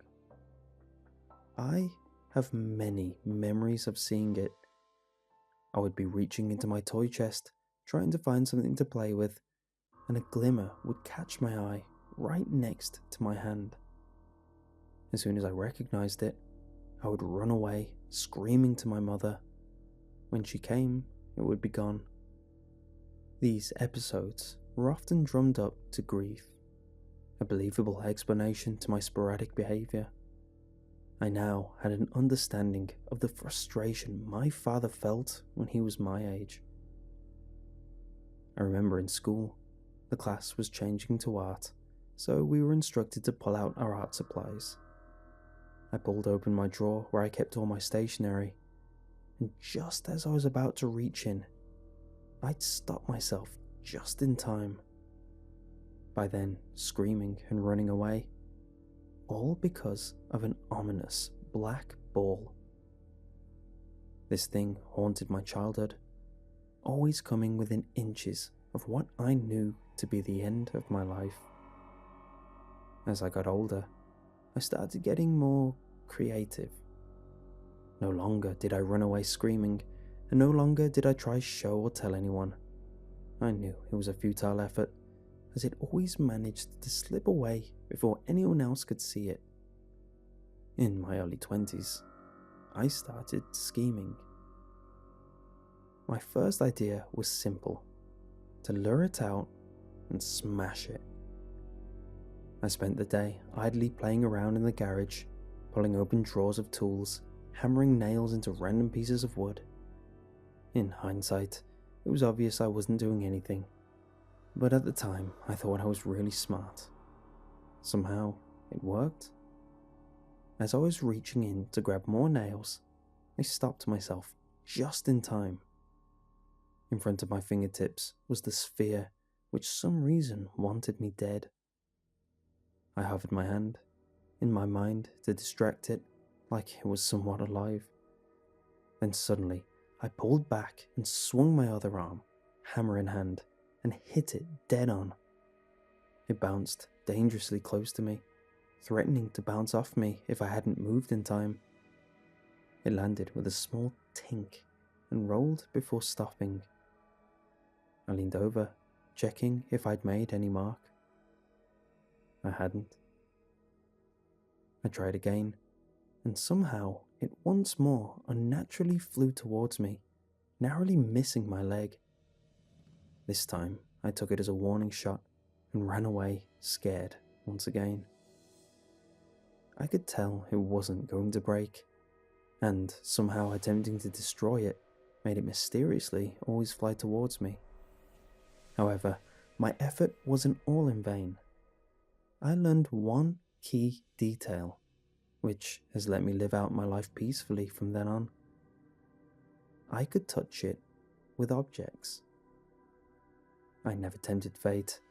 I never used anything that put me dangerously close to it. I used a pair of tongs to pry it from the next hiding spot I found it in. My idea was this. Hiding was its greatest strength, so I wanted to take that away. Rather than hiding it in a locked away box, only for it to disappear without me seeing, I instead held it in a glass cabinet and kept it in my room so I could see it at all times. For years it stayed there. Every day I'd check up on it. I grew up, got a job. Before and after work, I'd always make sure to give it a once-over, just to be sure my day would be safe. I met a girl and worked around my relationship to always keep an eye on it. We got married, had a kid, we moved in together, got married, had a kid. In the new house, I kept it in an ornate glass box. Of course, she was a bit confused at first.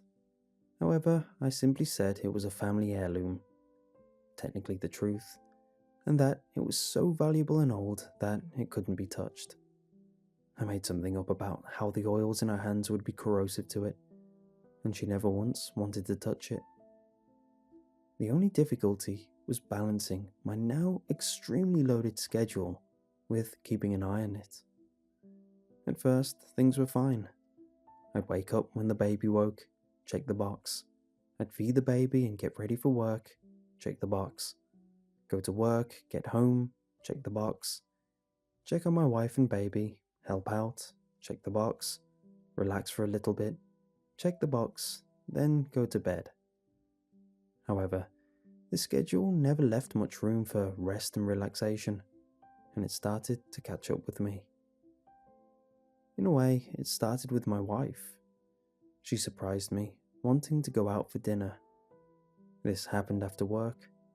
She stopped me at the door and told me her parents had the baby and that she was taking me out for a surprise meal. I told her I just needed to check a few things and to get ready. She told me there was no time and that my work attire would do.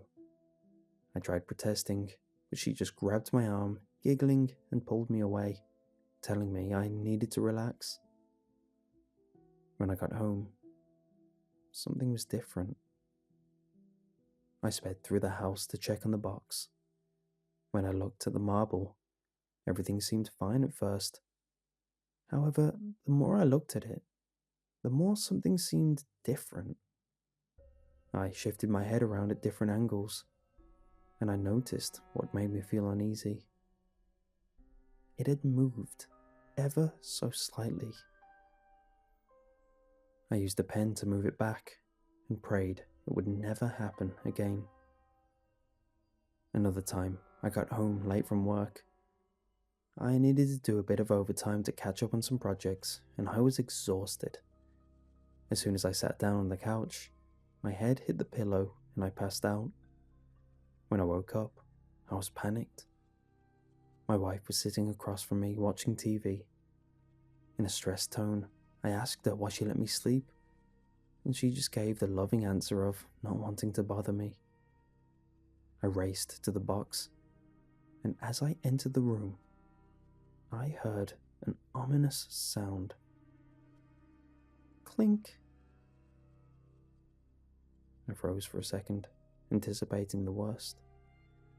When nothing happened, I slowly approached the box. I realized what the clink was.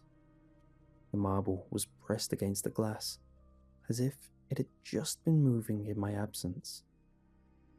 From then on, I was more cautious than ever. I made sure to check it extra times in the day, no matter how inconvenient it was for my family. I could tell my wife was getting annoyed, but it was important to me.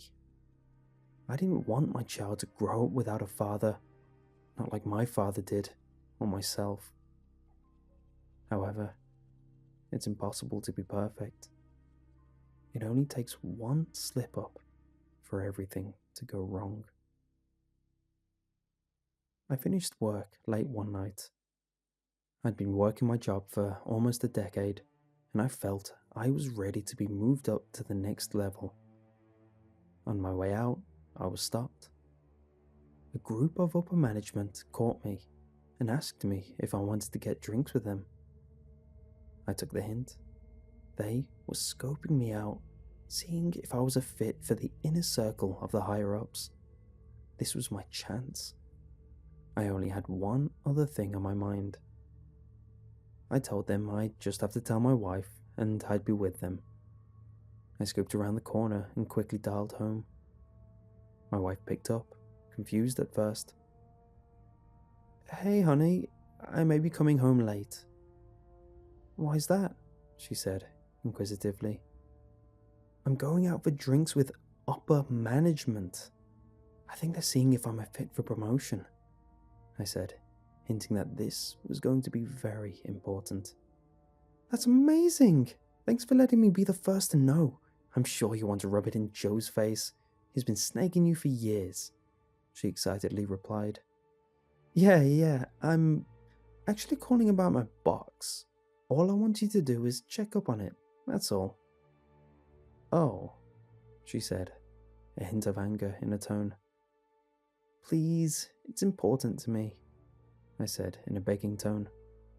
"Sure, whatever," she said, and we hung up. With that, I was out in the town, and what a night. I mingled with them perfectly. Sure, promotions are based on work performance, but there's also a level of chemistry needed. In my eyes, this night out was proof I was a fit for them. I stumbled home very late. All the lights were off. If my wife checked the box when I called her, that would have meant it would have only been 5 hours, so I was in time to give it another look. I snuck in my study and flicked on the spotlight, which highlighted the box. It was gone. Panic set in. I raced up to it, the daunting realization sobering me up. I rubbed my hand around the box. No holes, yet it was gone. Panting, I raced up to my wife's room and woke her. I asked her over and over if she checked on the box. She angrily told me it was just an object, that she didn't see the need in checking on it since she was in all day and no one entered the house, let alone the room, that she was mad at me that I cared about it more than her. While in the middle of an earful, I heard a thump. It was from my son's room. In a state, I ran towards his room, which had only angered my wife more. I burst open the door to see my son sitting on the floor, playing with his toys. He had an action figure in each hand, the desk lamp turned towards him as a dim spotlight to illuminate his late-night play. "Son, what are you doing?" I said, nonchalantly, trying my best to sound calm as to not spook him. I knew I had to be a father, but I was also severely on edge. "Sorry, Daddy, I was just playing football. I'll go to bed," he said in a defeated tone. My mind drifted, now theorizing the thousands of places the ball could be, trying to scheme up a new way to catch it. I heard the 2 thunks of his toys being dropped in his toy chest. But instead of heading to his bed, I absent-mindedly picked up that he was walking back to where he was playing, like he'd forgotten something. Then it hit me. I looked down and realized my suspicion of the ball his toys had been kicking. But it was too late.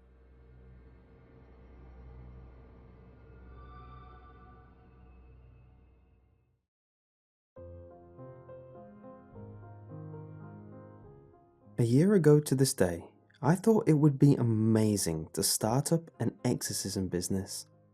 My fascination in the subject started when I was very young, reading many testimonies, viewing accounts, and watching documentaries on the fight with the real-life paranormal. I wasn't influenced by media, such as the Exorcist movies. They were obviously embellished for entertainment. But there was something fascinating to me about the unexplainable paranormal accounts that somehow link up between hundreds, if not thousands of people, despite them never meeting. I not only was fascinated, but I was also inspired. I marveled at the achievements of famous paranormal investigators such as Ed and Lorraine Warren, and aspired to follow in the same industry. First, I built up my toolset, a range of religious symbols, notably a cross, salt, not just normal salt. It's a misconception that it can use just any salt. I found the real deal, blessed salt. A number of symbolic herbs and spices, some legitimate holy water that I took in myself to be blessed, and what I wanted to be my signature, my ring, which I got blessed in case I needed to get hands-on. I piled all these into a builder's belt to have at all times. This led me to the next phase, setting up the company. I came up with a catchy, exercise your rights, right spell R-I-T-E-S. A fun play on words if I do say so myself. I listed myself in the local ad section in the weekly free newspaper and waited. After only a day of publication, I got my first call. Such a fast response sent my endorphins skyrocketing. I picked up and answered the phone very confidently. As I expected, the people calling were stuttering, sounding very nervous. I can't imagine calling a demon hunter, as I like to think of myself, was a very common and easy thing. I agreed to meet so they may give me more details, as they seemed too distraught to talk over the phone. This was it, my first client, a client I would remember for the rest of my life. I arrived that evening, something I pushed for as I was so excited, not that I let on. I didn't want to come across as childish, so I acted professionally to the best of my ability.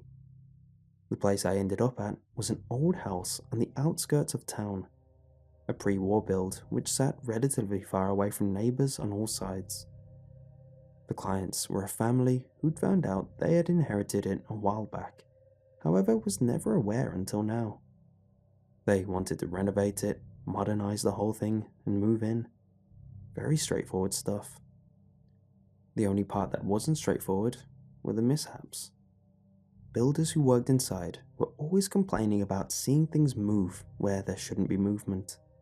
They also mentioned a horrible smell which could never be sourced, and the constant faint sound of whispering. At first, the family thought they'd hired a bunch of nutjobs and found a new team. But when the new team complained of the exact same thing, they knew they were dealing with something else. They got a spiritualist to go around, and they confirmed that what was happening was indeed paranormal, and thus contacted me to do the dirty work. While they were explaining all of this, I had to hide my excitement, putting on the facade of a caring yet confident man. I decided to leave out the fact that this was my first time, but to me, that didn't matter. I had read the steps on this 100 times. I'd practiced 100 more in my house. From the way I saw it, the only thing separating me from the rest was actual experience, a hurdle I was seconds away from clearing. I told them to just stay outside, that I was confident I could sort things, and to not be worried about loud noises from within the house while I was in there. In a fit of bravado, I remember specifically telling them not to come in under any circumstance. That made me feel so badass. With that out of the way, I strutted up to the property, shoulders bared, took a deep breath, opened the door, gave a final wave to the family, and went inside. Darkness. That was the first sensation to hit me. I fired up my mag light, confident it'll be more than enough to illuminate my surroundings. But no matter where I shone it, I felt it never seemed to illuminate as much as it should have outside the standard cone of light. The owners warned me beforehand that construction was partly done, so I'd have to be careful of hazards. No matter, I thought to myself, this just meant I'd have to exercise caution. It took me a few minutes to slowly make a small lap of the house, inspecting the rooms as I went through them. When I stopped to realize I'd done a circle, the first wave of symptoms hit me. My mind felt foggy, and my body started to feel a bit woozy. It was all akin to the feeling of the early stages of a bad body flu. I rolled my shoulders, trying to shake it off, and took out my bag of salt. I had to use both hands while trying to unstring the bag, so my light was waving around the place. Just as the knot was almost undone, the light waved past an object startlingly close to me. It lasted less than a second, and it took my mind a few seconds to truly register what I felt I'd seen. But after a while, it was undeniable. Right in front of me was a glimpse of an inhuman face. I flinched immediately, dropping the bag and spilling the contents all over the floor. As my heart settled and I took a few deep breaths, I realized the colossal goof I'd just done. It was all wasted. Only a pinch remained on the upturned bag, which I defeatedly stuffed in my pocket. This didn't distract me, however, from the mental image of the horror freshly imprinted in my brain. It was this moment where my confidence notably dropped down a notch. And it was that trigger which made me notice the faint sound. It sounded like wisps of air. However, it was too deliberate and constant to just be wind. The only thing akin to it was consistent whispering. I started to panic, and in that moment, it hit me that maybe, just maybe, this whole thing was not actually worth it. I slowly made my way over to the front door, ready to call it quits, and twisted the knob. Nothing. The door didn't budge. I then started pulling on it, each time getting more violent. I even tried calling out for help or slamming on the door. No response. I didn't want to think about what was stopping the door. I wanted to believe it was the old house settling, which caused the door to jam in the frame. However, I've concluded that that was just very wishful thinking. My heart was racing. This was nothing like I'd imagined it'd be, and worst of all, I had the sinking feeling that things would only get worse. I remembered from my brief lap of the building that through the house, past the kitchen, there was an exit. There was no back door, as they were trying to convert the area into an open conservatory, which was abandoned halfway through by the first team of builders. This meant that there was no way for a door to be jammed. I trod my way through the house. However, each step I took felt heavier than the last. The woozy feeling was setting in, and it was setting in fast. By the time I reached the doorway to the kitchen, I was relying on the wall for support. I hated closing my eyes, because each time I deprived myself of sight, I would concentrate more on sound, and the things I was hearing were not pleasant. The whispering from before had grown into a cacophony of whispered chatter, so overlapped that not a single word could be distinguished, but the malicious tone was ever present. However, the only reason I wanted to close my eyes in the first place was because as I stumbled around, my light waved about, slicing lines through the darkness. And every so often, the light would reveal the edges of something sinister, laying in wait, just out of sight. My relief from reaching my destination was short-lived. I looked onward to the opened-up wall where the conservatory was to be built with despair. Between me and escape was a floor with no floorboards. Another half-finished construction job, which meant the only way to escape was to carefully balance on the old, impossibly fragile joists, something seemingly impossible in my current state of dizziness. I stood there, feeling defeated. I imagined myself amazingly making it across to safety, and at the same time imagined a scenario where I would fall through the joists into the basement below. It was as these daydreams played over and over in my head that I got my new brilliant idea. All hope wasn't lost yet. The basement was the answer. Before entering the house, I noticed that there was one of those staircase exits from the basement, which was unlocked due to the construction. If I could make it down there, I could get out that way. The only downside would be that I'd have to go into the basement. A daunting feat, considering the fact that unspeakable horrors always seem to originate in basements. No matter though, this new goal was enough to motivate me, and if that was where the horror lay, it gave me a way to find it and possibly end it. I straightened my back, rolled my shoulders, and headed back in the house towards the basement door. When I made it there, I froze. My suspicions were being more and more proven to be true as I stood in front of my new objective. The door practically buzzed with activity. A strong feeling of deterrent was given off by simply being in front of the door. The whispers from before were even more frantic now, and it scared me more not seeing the figure, as I was getting a looming feeling that it was waiting for me on the other side of the door. A new addition to the horror was the smell. An overlay of indescribably bad smells emanated from behind the door, seemingly an added warning to stay out. Whether it be the false bravado from before or the foolish determination to get out, I braced the doorknob, twisted it, and entered. Each step I took down seemed to exaggerate the insanity that was going on around me.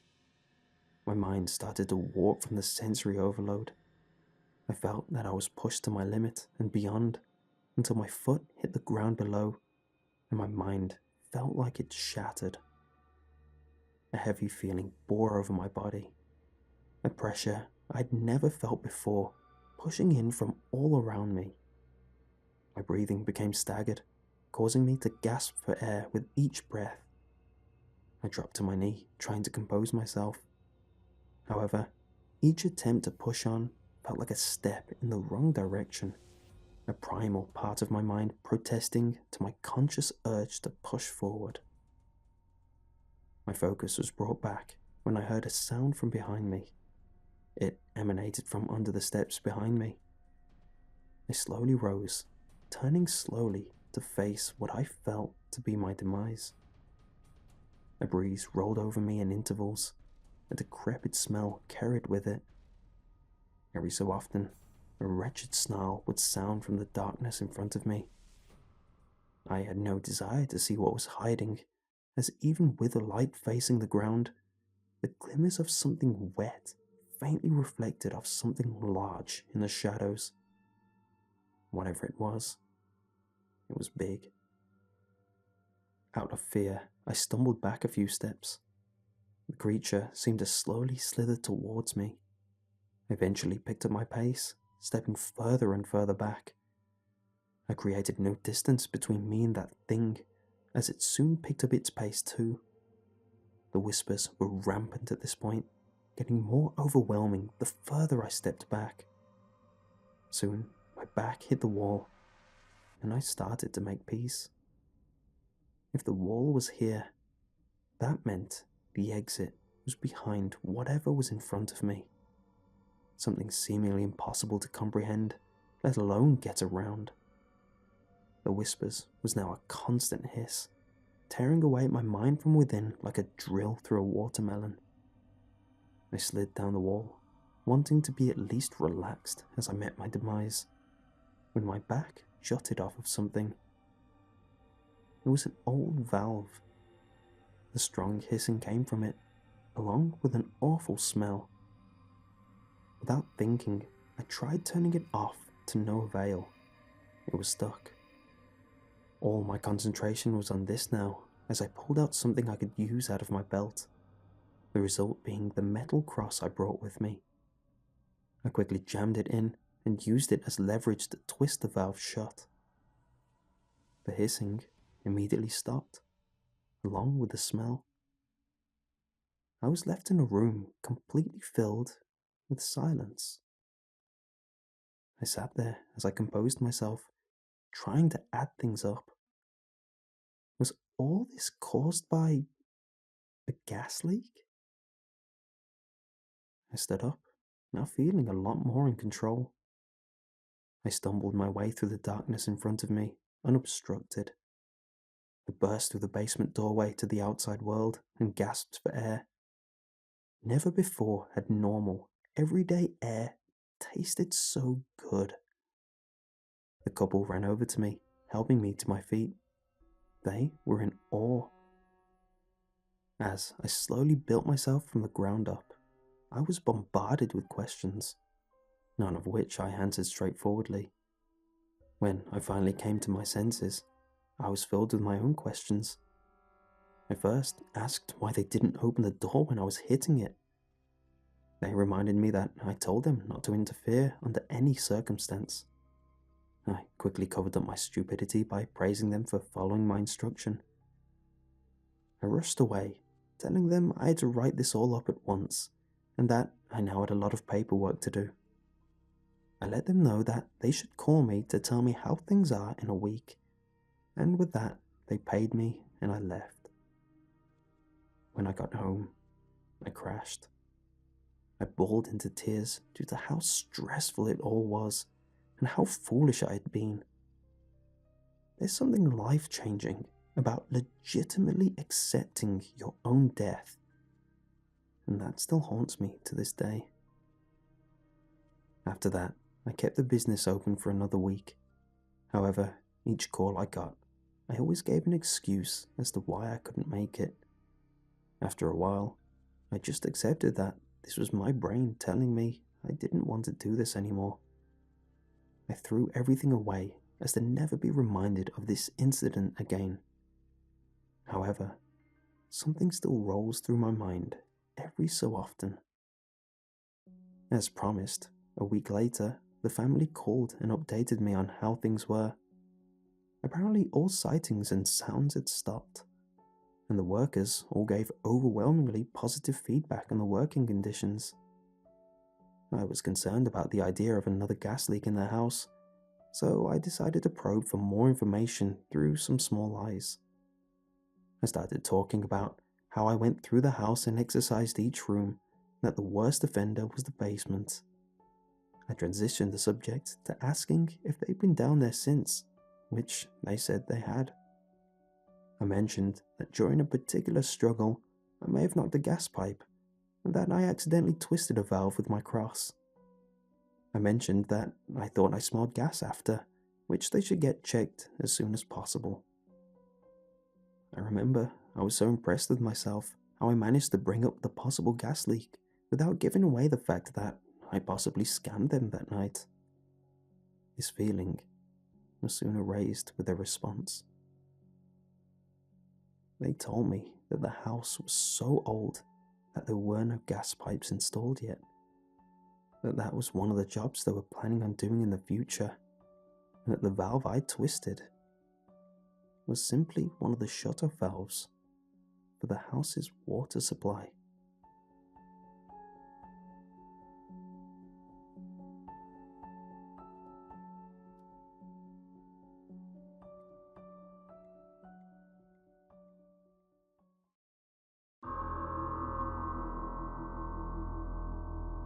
The children in the town knew better than to cross the old bridge in the park, especially during the evening hours on foggy nights.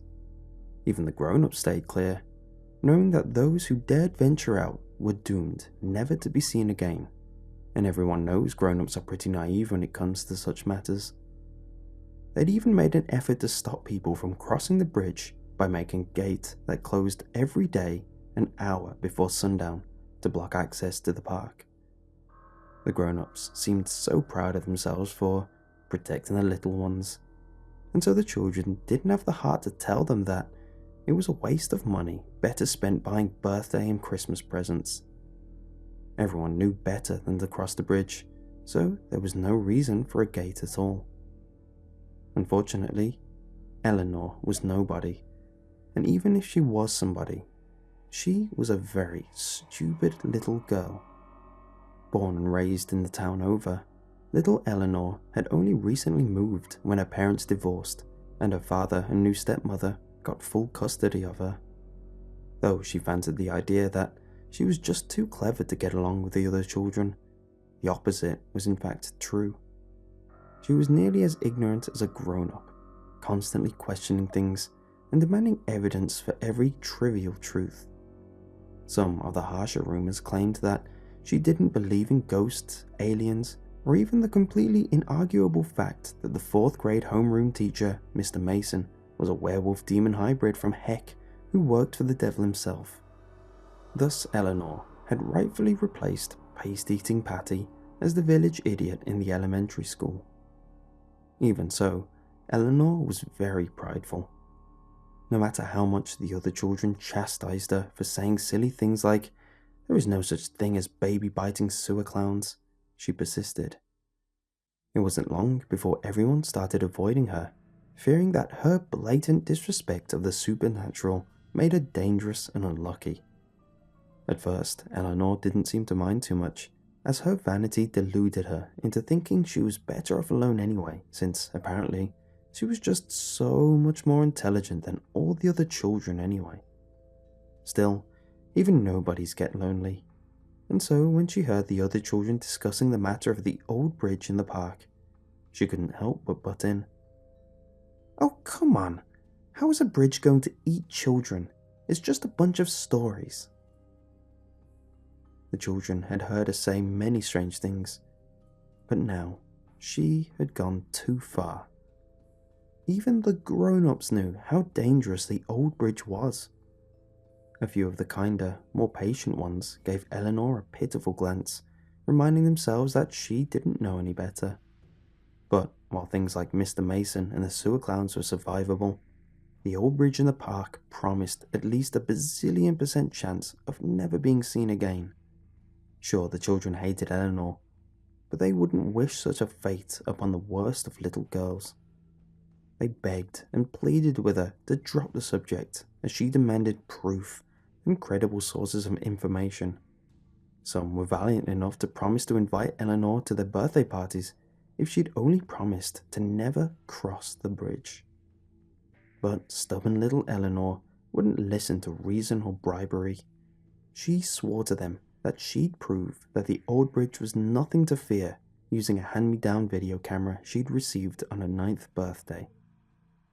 "Tonight, I'm going to cross the bridge," she said, "and then you'll see how foolish you all are." There was no way to stop her from killing herself without putting some effort into trying. Distraught, the sweet and generous children of the town decided they'd try to be nice to Eleanor on her last day alive. All except Patty, who wasn't too keen on being the stupidest child in school again, by not stealing the dessert from her lunch and not throwing worms at her during recess. Eleanor didn't appreciate their efforts. That night, Eleanor snuck out of the safety of her home, biked to the park, and struggled over the gate. Tonight was particularly foggy, and it took her longer than expected to get to the bridge. Apparently, the gate wasn't the only precaution the grown-ups took. They had also changed the paths around so that the only way to get to the old bridge was by following the winding deer paths through the marshy woods. It was eerily quiet.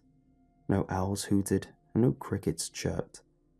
Any reasonable person would have recognized this silence as an omen of horrible tragedy to come, but not a girl who denied even the existence of moon vampires. Armed only with a reckless self-confidence and a flashlight, Eleanor walked to her own demise. By the time she found the bridge, it was nearly 10:15, widely known in the town to be the most sinister of times. Obviously, this was true. Why else would the grown-ups rush to their rooms and demand they sleep until the sunrise promised their safety? Eleanor either willingly ignored the time or just didn't know its significance as she turned on the camera. Eleanor gave a cheery smile to the camera and said her hellos, almost passing as a normal little girl, until going into a smug little rant about how stupid she thought everyone was, and how she couldn't wait to see the looks in their faces when she proved to them that she was right. She was so self-satisfied that God himself probably considered striking her down with a lightning bolt for being so prideful, but then decided he was better off not wasting his precious time. She lifted her foot to step onto the bridge, but hesitated, as if, just for a second, the ignorance clouding her mind had cleared. It wasn't too late to turn back. If she chickened out now, the other children would surely only make fun of her cowardice for a few weeks, and as a bonus, she'd not suffer what was most likely a horrible death. After an agonizing 12 seconds of thought, Eleanor put her foot down on the stone of the bridge.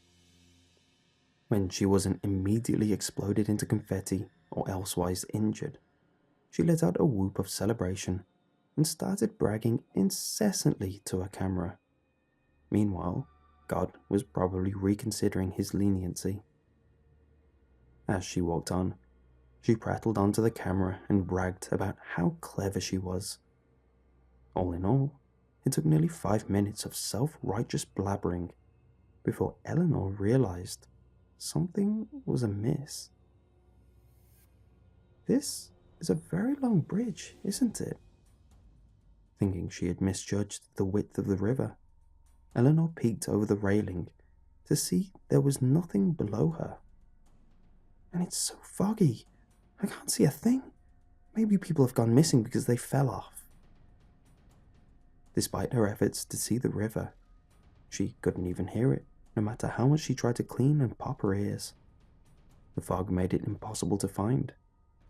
But it had to be there, right? And so she continued on, every step making her more and more anxious. At this rate, her camera was going to run out of batteries. Any rational person would have turned tail and run, screaming like a banshee that had stepped on a Lego. But again, Eleanor hesitated. She checked the time on a watch she had borrowed from her stepmother, as if it would tick out, "Nope, everything is perfectly normal, do carry on," in Morse code. This must be broken. Surely I've not been walking for a whole 30 minutes. Her panic only rose when she checked to see how long the camera had been recording. Eleanor hadn't pressed the button, and all this time she'd been talking to no one like a complete maniac. Before she had time to swear aloud, her flashlight had the nerve to flicker. Not only had she forgot to record this experience, she'd left her spare batteries at home. Eleanor was in trouble, though she didn't realize how much trouble she was in. Even now, she thought the worst that would happen is she'd get lost on her way home without any light to guide her way. Her shoulders slumped, and with a pout, she turned around to head back before her batteries died completely.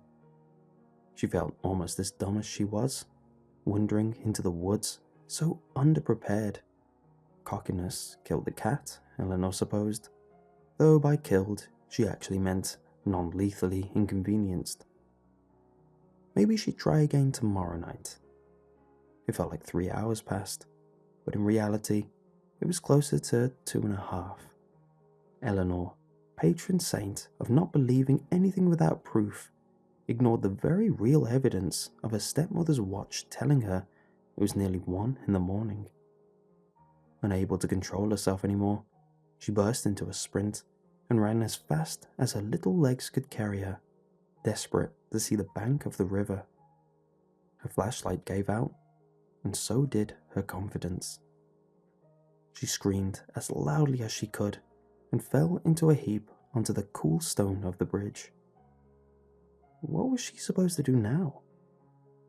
Turning back clearly wasn't any good, and seeing as the park was closed, there was no one around to hear her pitiful cries for help. And so Eleanor gave up. Instead of running around screaming, she opted to just sit there and wait for the sun to come up. Surely it'd be a waste of energy to do anything more. Hours passed by slowly, slower than maple syrup right out of the too-cold fridge. Eleanor did anything she could think of to pass the time. Practice multiplication in her head, figure out what she'd tell her father when he found out she'd been out all night wandering the woods. Anything but acknowledge that maybe she'd never get off this bridge alive. Though instead of fearing monsters, she was still afraid of earthly things like dying of wolves or boredom. To prevent at least one of these things, Eleanor put on her camera, for real this time, and began recording her goodbyes. At the very least, she thought, she could delete it if everything turned out alright. As if on cue, a light in her peripheral vision caught her attention. She quickly turned the camera off and got to her feet. Was it the sun already? No, it wasn't the right colour, and it was too small. Could it be? Hey, help! Like a moth drawn to a bug zapper, Eleanor scrambled to her feet and darted for the light. Help me! Hello? The light, or more accurately, the ancient old lady holding the light, responded. Are you lost, little girl? Eleanor slowed to a quick jog, tears of relief swelling in her eyes. No child in the entire world had ever been more relieved to see a weird stranger on a bridge. Yes, oh thank you so much. I was getting worried that I'd never see anyone again.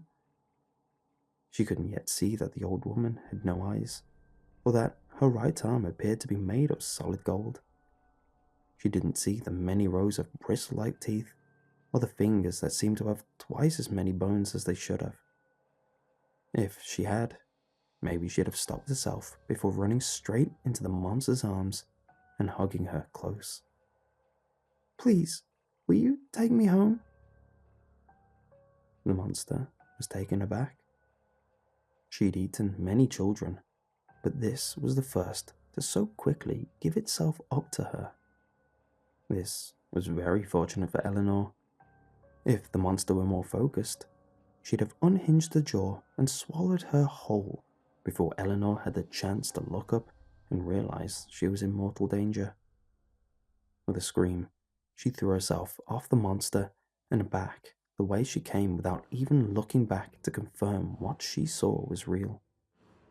Skeptic or not, she was more prepared to face the lonely bridge before facing what seemed to be an actual monster.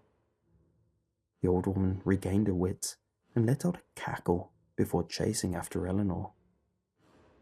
Don't you want my help anymore? Her feet pitter-pattered in such a way that it sounded like she had 3 sets of feet. Eleanor had never been an athletic child and was still plump with baby fat and too many Christmas sweets. But there's something about being terrified half to death that really gets the adrenaline pumping. Slow down, sweetie. It's been too long since I've had a good meal. I can't keep up. Eleanor never listened. But for once it did her some good. Her lungs burned as she gasped in just enough air to propel her into safety. Though she didn't know it, the other children's carefulness was saving her. The monster was weak enough from hunger that she actually stood a chance of surviving. She was panting too hard to hear that the river was babbling below. Her eyes were too clouded with tears for her to see the sun was rising and the fog was fading away. The moment the light of the morning reached down to the bridge, the monster let out a horrible screech and quickly scurried down into the river. But Eleanor was still running until she was off the bridge and nearly out of the woods. Finally, she slowed to a walk to let her lungs rest. She'd done it. She survived the bridge. With a start, Eleanor looked at her camera and nearly sobbed with joy. The whole thing had been recorded. There was concrete proof of the horrible monster and her escaping. Heck, she had really only screamed the one time, so she probably looked pretty brave. The other children would be so impressed with her. Her tearful rejoicing settled into a worried frown. If this was true, then what else was? Was Mr. Mason really a demon? Did she really have to worry about sewer clowns and moon vampires and ghosts? Heck, it didn't matter. All that mattered is that she survived. And if she could survive this, she could survive any crazy old thing. Her confidence rose again. No longer was she blind to the world around her.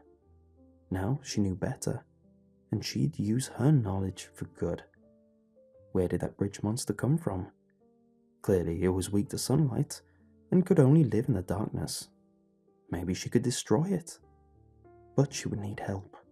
The other children knew things, but they were too afraid to fight them. It was time for that to change. Things in this town were going to be completely different from now on. Together, they would rid this town of whatever monsters may plague it. Eleanor sprinted off the bridge and through the woods, breaking out into the road leading back home. Blam! The truck had seemingly come out of nowhere, flattening Eleanor before she knew what hit her, literally. And thus, the first child ever to survive crossing the old bridge died. Not because of the monster that haunted it, but because she was too stupid to look both ways before crossing the street.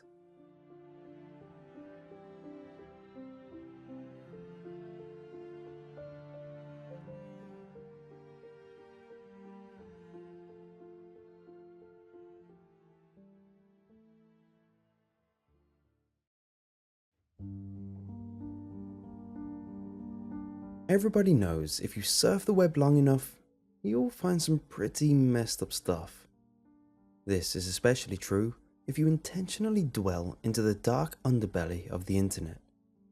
I've seen quite a few things I don't care to admit to, but one thing that I'll always remember is a site called normalpornfornormalpeople.com. The first strange thing about the site was that I didn't find it by actually looking for it. It was emailed to me by someone I didn't know. The email was as follows. Hi there, found this site is very nice, thought you might like. Normalpornfornormalpeople.com. Pass it on for the good of mankind. Pretty standard issue chain letter, although the URL and the last remark really piqued my curiosity. I was having a very boring day when I got this, so I made sure my antivirus was working, and then I clicked on it. It was a very average, very generic looking site. It gave the impression that the creators just barely gave a damn about making it look professional. The author seemed to have a very tenuous grasp on English, and on the front page was a long, boring, and incoherent rant that I don't remember or have saved.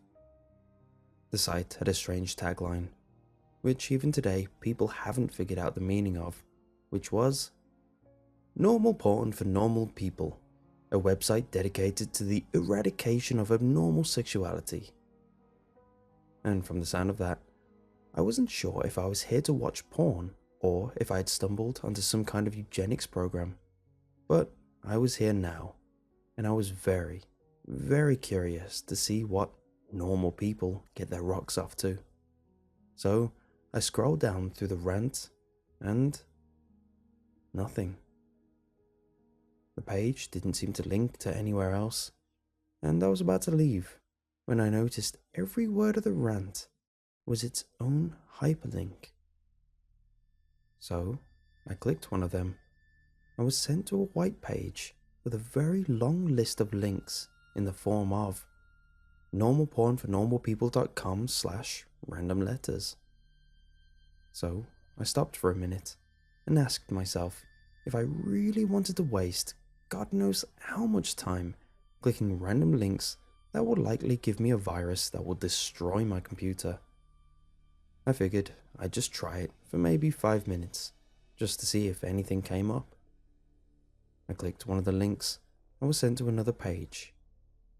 This page apparently had totally different URLs than the last one.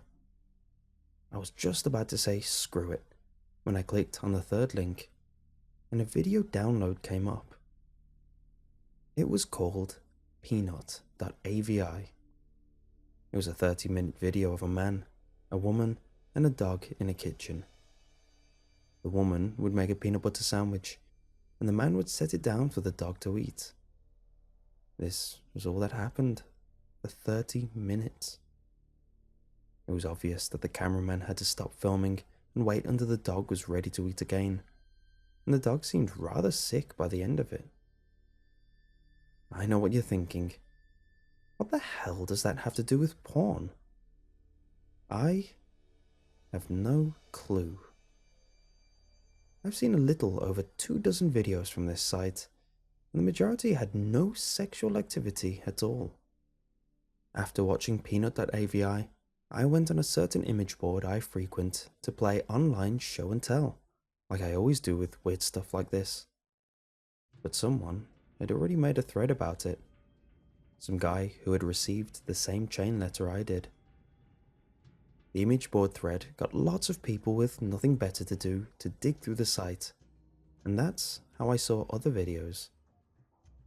Most of those 24 videos were very uneventful and consisted of people talking to the cameraman in a room with nothing in it but a desk and a few chairs. I mean literally nothing on the walls or in terms of furniture. The whole room had a very cold, sterile feel to it. The conversations were just idle banter about previous jobs or embarrassing childhood moments. I kept expecting some kind of discussion about what the people were filming or what the site was about, but of course, nothing. You would never know these videos had anything to do with porn if you saw it out of context. I will say one thing though. The people who appeared in these videos were quite attractive. However, the other videos that actually did feature content which I suppose could be called sexual is where things got weird. I'll give brief descriptions of the stranger videos. If you're really eaten up by curiosity, you can try to hunt them down on a torrent site. LickedClean.avi, a 10-minute video filmed by a hidden camera in which we see a repairman working on a washing machine for the first 2 minutes. When it's fixed, the repairman talks to the owner briefly and then leaves. The owner checks to make sure the repairman is gone, and he begins to lick all over the top of the washing machine. This goes on for 7 minutes. Jimbo.avi, a 5-minute video of an obese mime performing his act. It was actually pretty funny, particularly one part where he pretends to pull up a chair, then pretends that it breaks because of his weight. In the last 30 seconds of the video, the camera cuts the static briefly and cuts back to the man sobbing quietly, still wearing the mime outfit and makeup. Some kind of obscure fetish? Diana.avi, a 4-minute video in which the cameraman talks to a woman in a room, different from the previously mentioned interview room. This room looks like one you'd find in a normal person's house. Exactly where they are is never specified, as Diana only talks about her violin playing. She obviously plays a violin, but she keeps getting distracted by something. I didn't notice this until someone on the image board thread pointed it out, but if you look at the mirror in the background, you can see a fat man in a chicken mask masturbating. Jessica.avi, another 4-minute cameraman video. This time he's outside a house, talking to another young woman. They talk about canoe rides. The camera zooms out to reveal the city streets behind them occasionally. The strange thing is, no one so far has been able to identify where this city is. Guesses have ranged from everywhere from Europe to Australia to the Philippines, but there's yet to be a match for the street shown in the video. Tonguetied.avi 10-minute video. The first 5 minutes consist of an elderly woman making out with a mannequin. The video cuts out like it did in Jimbo.avi halfway through, and the scene is now a group of mannequins huddled together in a circle around the camera. The lights have been dimmed, and the elderly woman is nowhere to be seen. From this point on, there is no sound. Stumps.avi. A 5-minute long video where a man with no legs is attempting to breakdance on a DDR mat in what looks like the kitchen from Peanut.avi, but much dirtier. There's a radio playing music unseen in the background, but it stops at the 4-minute mark when the man collapses on the mat in exhaustion. He breathes heavily and pleads with someone off-screen to let him rest. This off-screen person becomes terrifyingly enraged and yells at him to keep dancing, which he does. You can hear this off-screen person begin to scream as the video ends abruptly. Privacy.avi. The woman from Diana.avi is masturbating on a mattress in the interview room, while the man from Stumps.avi walks around on his hands while wearing some kind of goblin mask. The door in this room was always closed in other videos, but now it's open. In this video, the only light is in the room and the hallway is dark.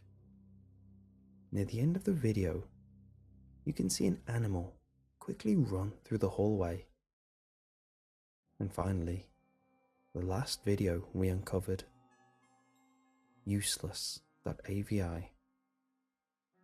In this 18-minute video, a blonde woman from one of the previous interview videos is tied down to a mattress in the interview room.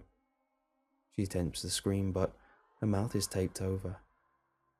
After 7 minutes, a man in a black suit and mask opens the door, but he does not enter.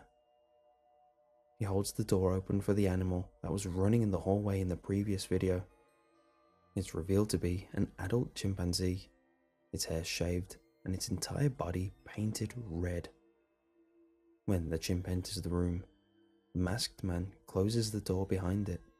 The chimpanzee sniffs the air for a moment. He may have been blind, and notices the woman tied to the mattress. It goes into a frenzy and begins to maul her. The assault goes on for a grueling 7 minutes until the woman finally dies. The chimp eats flesh from a corpse for 4 minutes as the video ends. The thread exploded with activity after this video was uncovered, and people discussed it long into the night. When I came back to the image board the next day, I found the thread was deleted. I tried to start another, and they banned me. I tried emailing to the guy who sent me the chain letter with the site's URL, sent him 5 messages, and never got a response. I've tried to discuss this website on various places, and I got banned frequently. The site itself was also deleted about 3 days after Useless.avi was uncovered, likely because someone contacted the authorities about it. The only proof that normalpornfornormalpeople.com ever existed was a few screen caps people took, and videos from the site that people saved and uploaded on torrents. The most popular of which being Useless.avi, which found its way onto a few gore sites. Wherever you upload them to, all the videos from normalpornfornormalpeople.com get deleted after a while.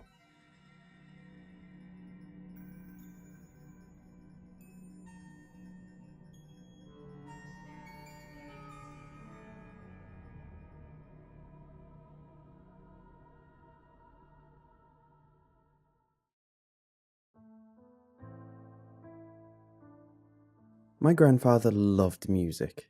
No matter what time of day or what he was doing, something was always playing on the old phonograph in his cozy living room. I used to come over and help him with little things around the house like fixing the pipes under the sink or installing a ceiling fan, and I'd hear Chuck Berry or Miles Davis booming through the house, lighting up the place. He knew every word and sang along, until eventually I knew all the words too and joined him. My entire childhood is compiled of memories just like that, full of music and changing records over. As he got older, it became harder for him to walk, and in turn, it became harder for him to change the albums. Toward the end, I'd find him sitting on the couch asleep with the phonograph, and I would turn it off for him. It was the least I could do for him. He'd done everything for me growing up. The last time I saw him, I was turning off the record player and taking out the vinyl so I could put it back in its sleeve, when he jumped up and yelled, "Don't stop the music!" He screamed as he grabbed my wrist and gave me a scolding look. It was very out of character for such a gentle man who never yelled in even the most stressful situations. I pulled up his blanket to tuck him in on the couch and put the record in its sleeve. That night, I received a phone call from his neighbour, Miss Lenning. Apparently, she had gotten really nervous and felt like she should check on my grandfather, which ultimately ended in her finding him in a pool of blood in the kitchen. He had slashes all across his body and was found with a knife tightly gripped in his hand, and his eyes were wide open. I stayed on the line, silently, while my heart broke. This was very shocking news for me, but he had been fighting a battle with dementia for quite some time at that point, and I figured something would happen to him sooner or later, whether it be him falling in the shower or forgetting to eat. He was much too proud to go to a nursing home, and he had been in a good mental state until very recently. The funeral service was beautiful and fitting for him. It was an open casket. I couldn't even tell that the horrific incident had happened. Instead of crying, my family got together and laughed in memory of him, watching old home videos and scoping through pictures. Even in his younger days, he was the same music-loving goof that I had always known. My mother recalled some memories where they had walked through the park on hot summer days, or times where he had gotten lost using a GPS. It hurt so bad to know he was gone, and so soon after I had seen him last. I hadn't even said goodbye. We met up again weeks later to discuss the will. My grandfather wasn't a very rich man, so we didn't think there'd be much to divvy up. "Brenda, my loving daughter, to you I leave my home." My mother teared up and smiled, surely thinking of something he had said to her long ago. "To Lisa, my sister, you have my car. Take care of it. It's vintage, you know." She laughed and then suddenly burst into tears. I assumed it had been an inside joke between the two of them. And then we reached the very last line. "And to Dylan, my gracious, brave grandson, my record collection and my phonograph, so you can always remember the time we shared." After reading that, I teared up, and my heart broke all over again. Even in death, he was the best grandfather I could ever ask for. Later that evening, after everyone had retrieved what they were given, we all left to return to our respective homes. I set up the phonograph on my kitchen table. I had no place to put it yet, and placed a shining black record on the table and placed a needle down. Miles Davis was playing all of my memories out loud through the entire apartment. Days and days of ice cream and hot homemade dinners, and nights of hide and seek under blankets. Then the record skipped. You, it repeated over and over. I adjusted the needle and placed it back down. It resumed. A couple of songs later, I turned it off and went to bed. The next day, I went to work, walked my dog, and visited my mom to check on her. After my busy day, I came home to use my old record player again. This time, I put in one of the swing albums he had. It had no official sleeve, just paper to cover both sides. I placed a needle down and instantly it began to screech. It was so loud that I became dizzy. It stung my eardrums and my eyes started to water. I figured something was wrong with the vinyl, so I gave it a rest for the night. At about 4 a.m, I heard a faint noise coming from the kitchen. I figured I had left the TV on before bed and just forgot to turn it off. I shrugged and wiped away the tiredness from my eyes, heading toward the noise. As soon as I got into the kitchen, I realized the TV was off, but the record player was on. It was skipping, and a record that I'd never seen was playing. It was repeating the same word over and over. Ah, ah, ah, ah, ah. Slightly uncomfortable, I took the needle off the record and went back to bed. After a quick Google search on vinyl care, I came to the realization that it couldn't be the record. It was virtually untouched and in great condition. Maybe it was the phonograph, I thought to myself. The next day, I went to Jamie's Music, which is an old music store near my apartment that does repairs on old vintage instruments and music players. I told the balding man behind the counter the problems I'd been having with the phonograph, and he looked at it intently. "It looks vintage," he said, typing the serial number onto his computer. "Ah, here it is, the Tumboldt and Jury model number 4. There were only 3 in circulation. It's worth a fortune." "Can you fix what's wrong with it?" I asked him, hoping more than anything. "The parts are custom and virtually impossible to find. How about I take it off your hands?" He licked his chapped lips. I declined. I promptly left. I figured if it were really broken, I could just leave it alone and keep it as a token of remembrance of my younger days. Maybe one day I'd give it to my grandson.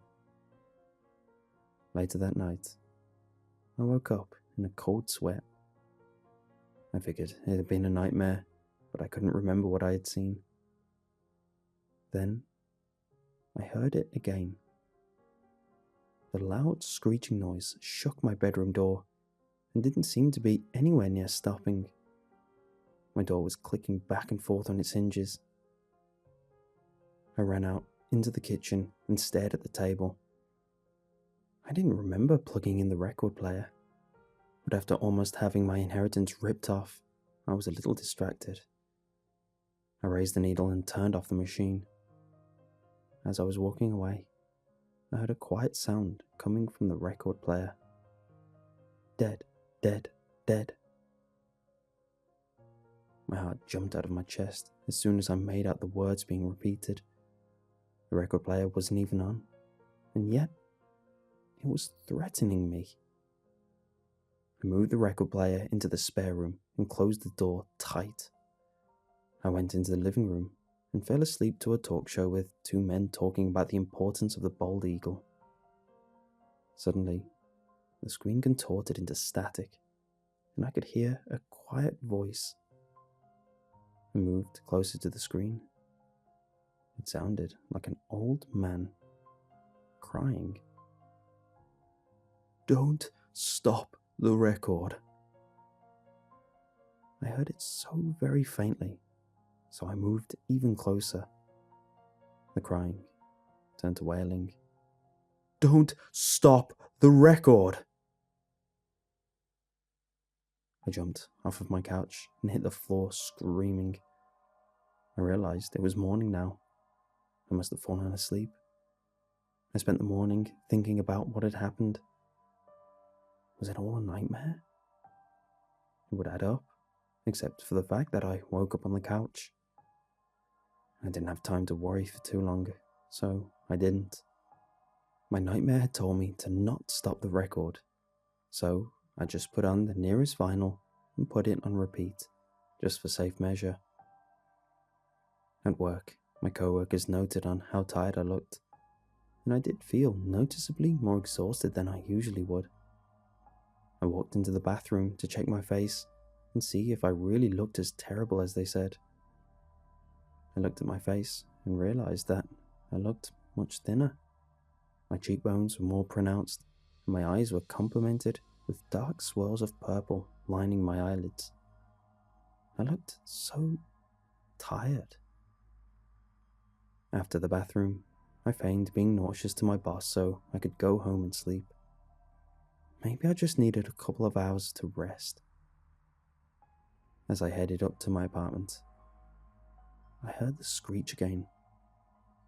This time, it was so ridiculously loud, I was forced to my knees, screaming in the top of my lungs. I couldn't even hear my own yelling. Yet, I saw everyone else in my complex walking around casually.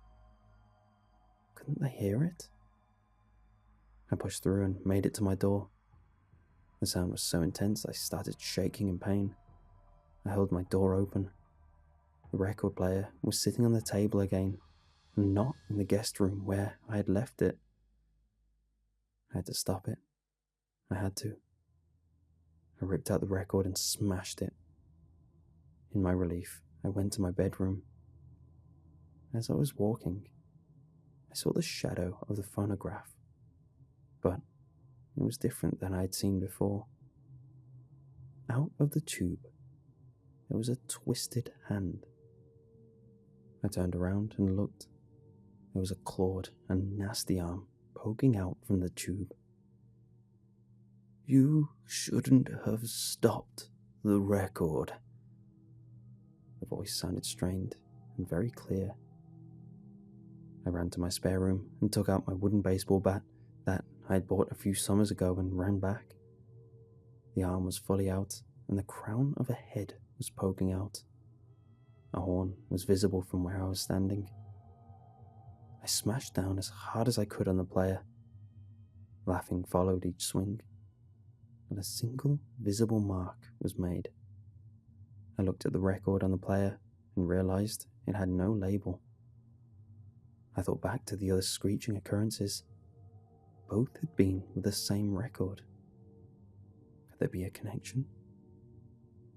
I looked under the table and saw bitches brew and tossed it in the player. I slammed down the needle and turned the volume up all the way. Heavy sax and powerful drums overpowered the room and calmed me suddenly. Everything felt like it was in the right place all of a sudden, and I wasn't afraid. The music cut suddenly. "I love you, Dylan," I heard through the record player. "I love you too, Grandpa," I said back through tears. I heard my grandfather using all of his strength to pull whatever was crawling out of that record player back in. The music started back right where it had left off. The demon disappeared, shriveling and becoming a cloud of black dust sucked into the tube like a pile of dirt in a small tornado. Days later, I told my family and friends about the incident, and of course they shrugged it off as a delusion from lack of sleep, so I just stopped talking about it. Eventually, I started feeling better, and my face went back to how it had been. Everything just slipped back into place perfectly. I moved on, found a girl, got married, and had some kids. Now my children are fully grown adults and have children of their own. I've had this phonograph for 40 years now, and I've never stopped the music since. But I'm starting to get older, and it's getting harder to change the record.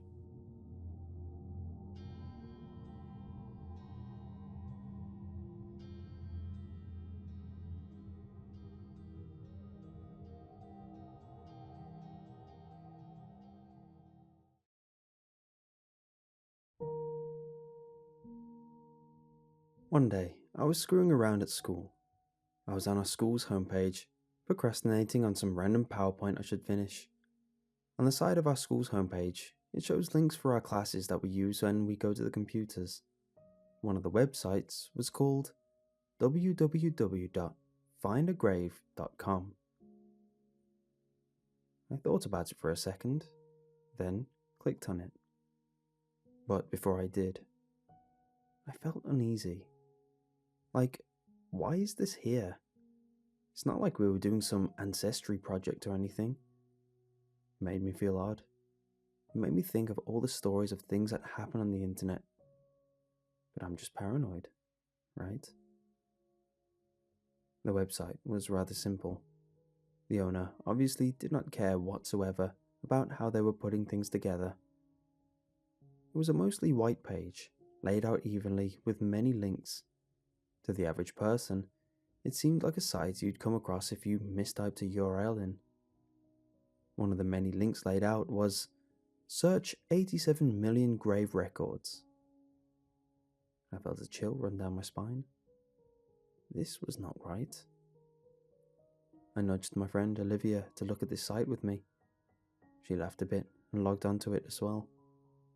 We started to type in names of dead people we know, which their biographies and photos actually showed up. Another odd thing is, someone has gone around and taken photos of their grave. Nearly every deceased family member I searched, a picture of their headstone came up. The period soon came to an end, and I went on with the rest of the school day, not thinking about it. That night, I got home, and I told my mother about it. She just laughed and told me how weird it was. I still didn't feel quite right about it. Who in their right mind would go around and take photos of random people's graves? I asked my mother who the person who added the photo of my great-grandmother's tombstone was. The name was listed, and she had no idea. In my best interest, I decided to prod around the website a bit more. I started typing in names of famous dead people, such as Kurt Cobain. There was a feature on the site where you could leave virtual flowers on the grave, which was kind of thoughtful in my mind. But the entire concept of this is still unsettling. It was well into the night. All of my internet friends had gone to sleep, but I had drank an entire liter of Coke before I thought I should go to sleep, so I was awake and curious. Going through the site, I started to type in random names of alive celebrities to see if they had anyone of the same name that is dead. Then I started to type in people's names who I knew, and myself. That was a bad mistake. I typed in my name, a grin spreading across my face, when I saw people of the same name. I don't know why I was so pleased by this, but I was. I clicked on all 4 of the results, looking at where they're from and what years they died. The more I kept looking at those 2 contributions, the more scared I grew. I should have just shut the laptop as soon as I realized that all the dead with the same name as myself were in states surrounding my own. The birth dates and death dates were slowly increasing to mine. Clicking on the back button, it said, "Showing 4 of 5 results." Had I missed one? I could have sworn that I went through them already. I scrolled down further to see the newest entry. I clicked on it. It said my birth year and the date of the next day.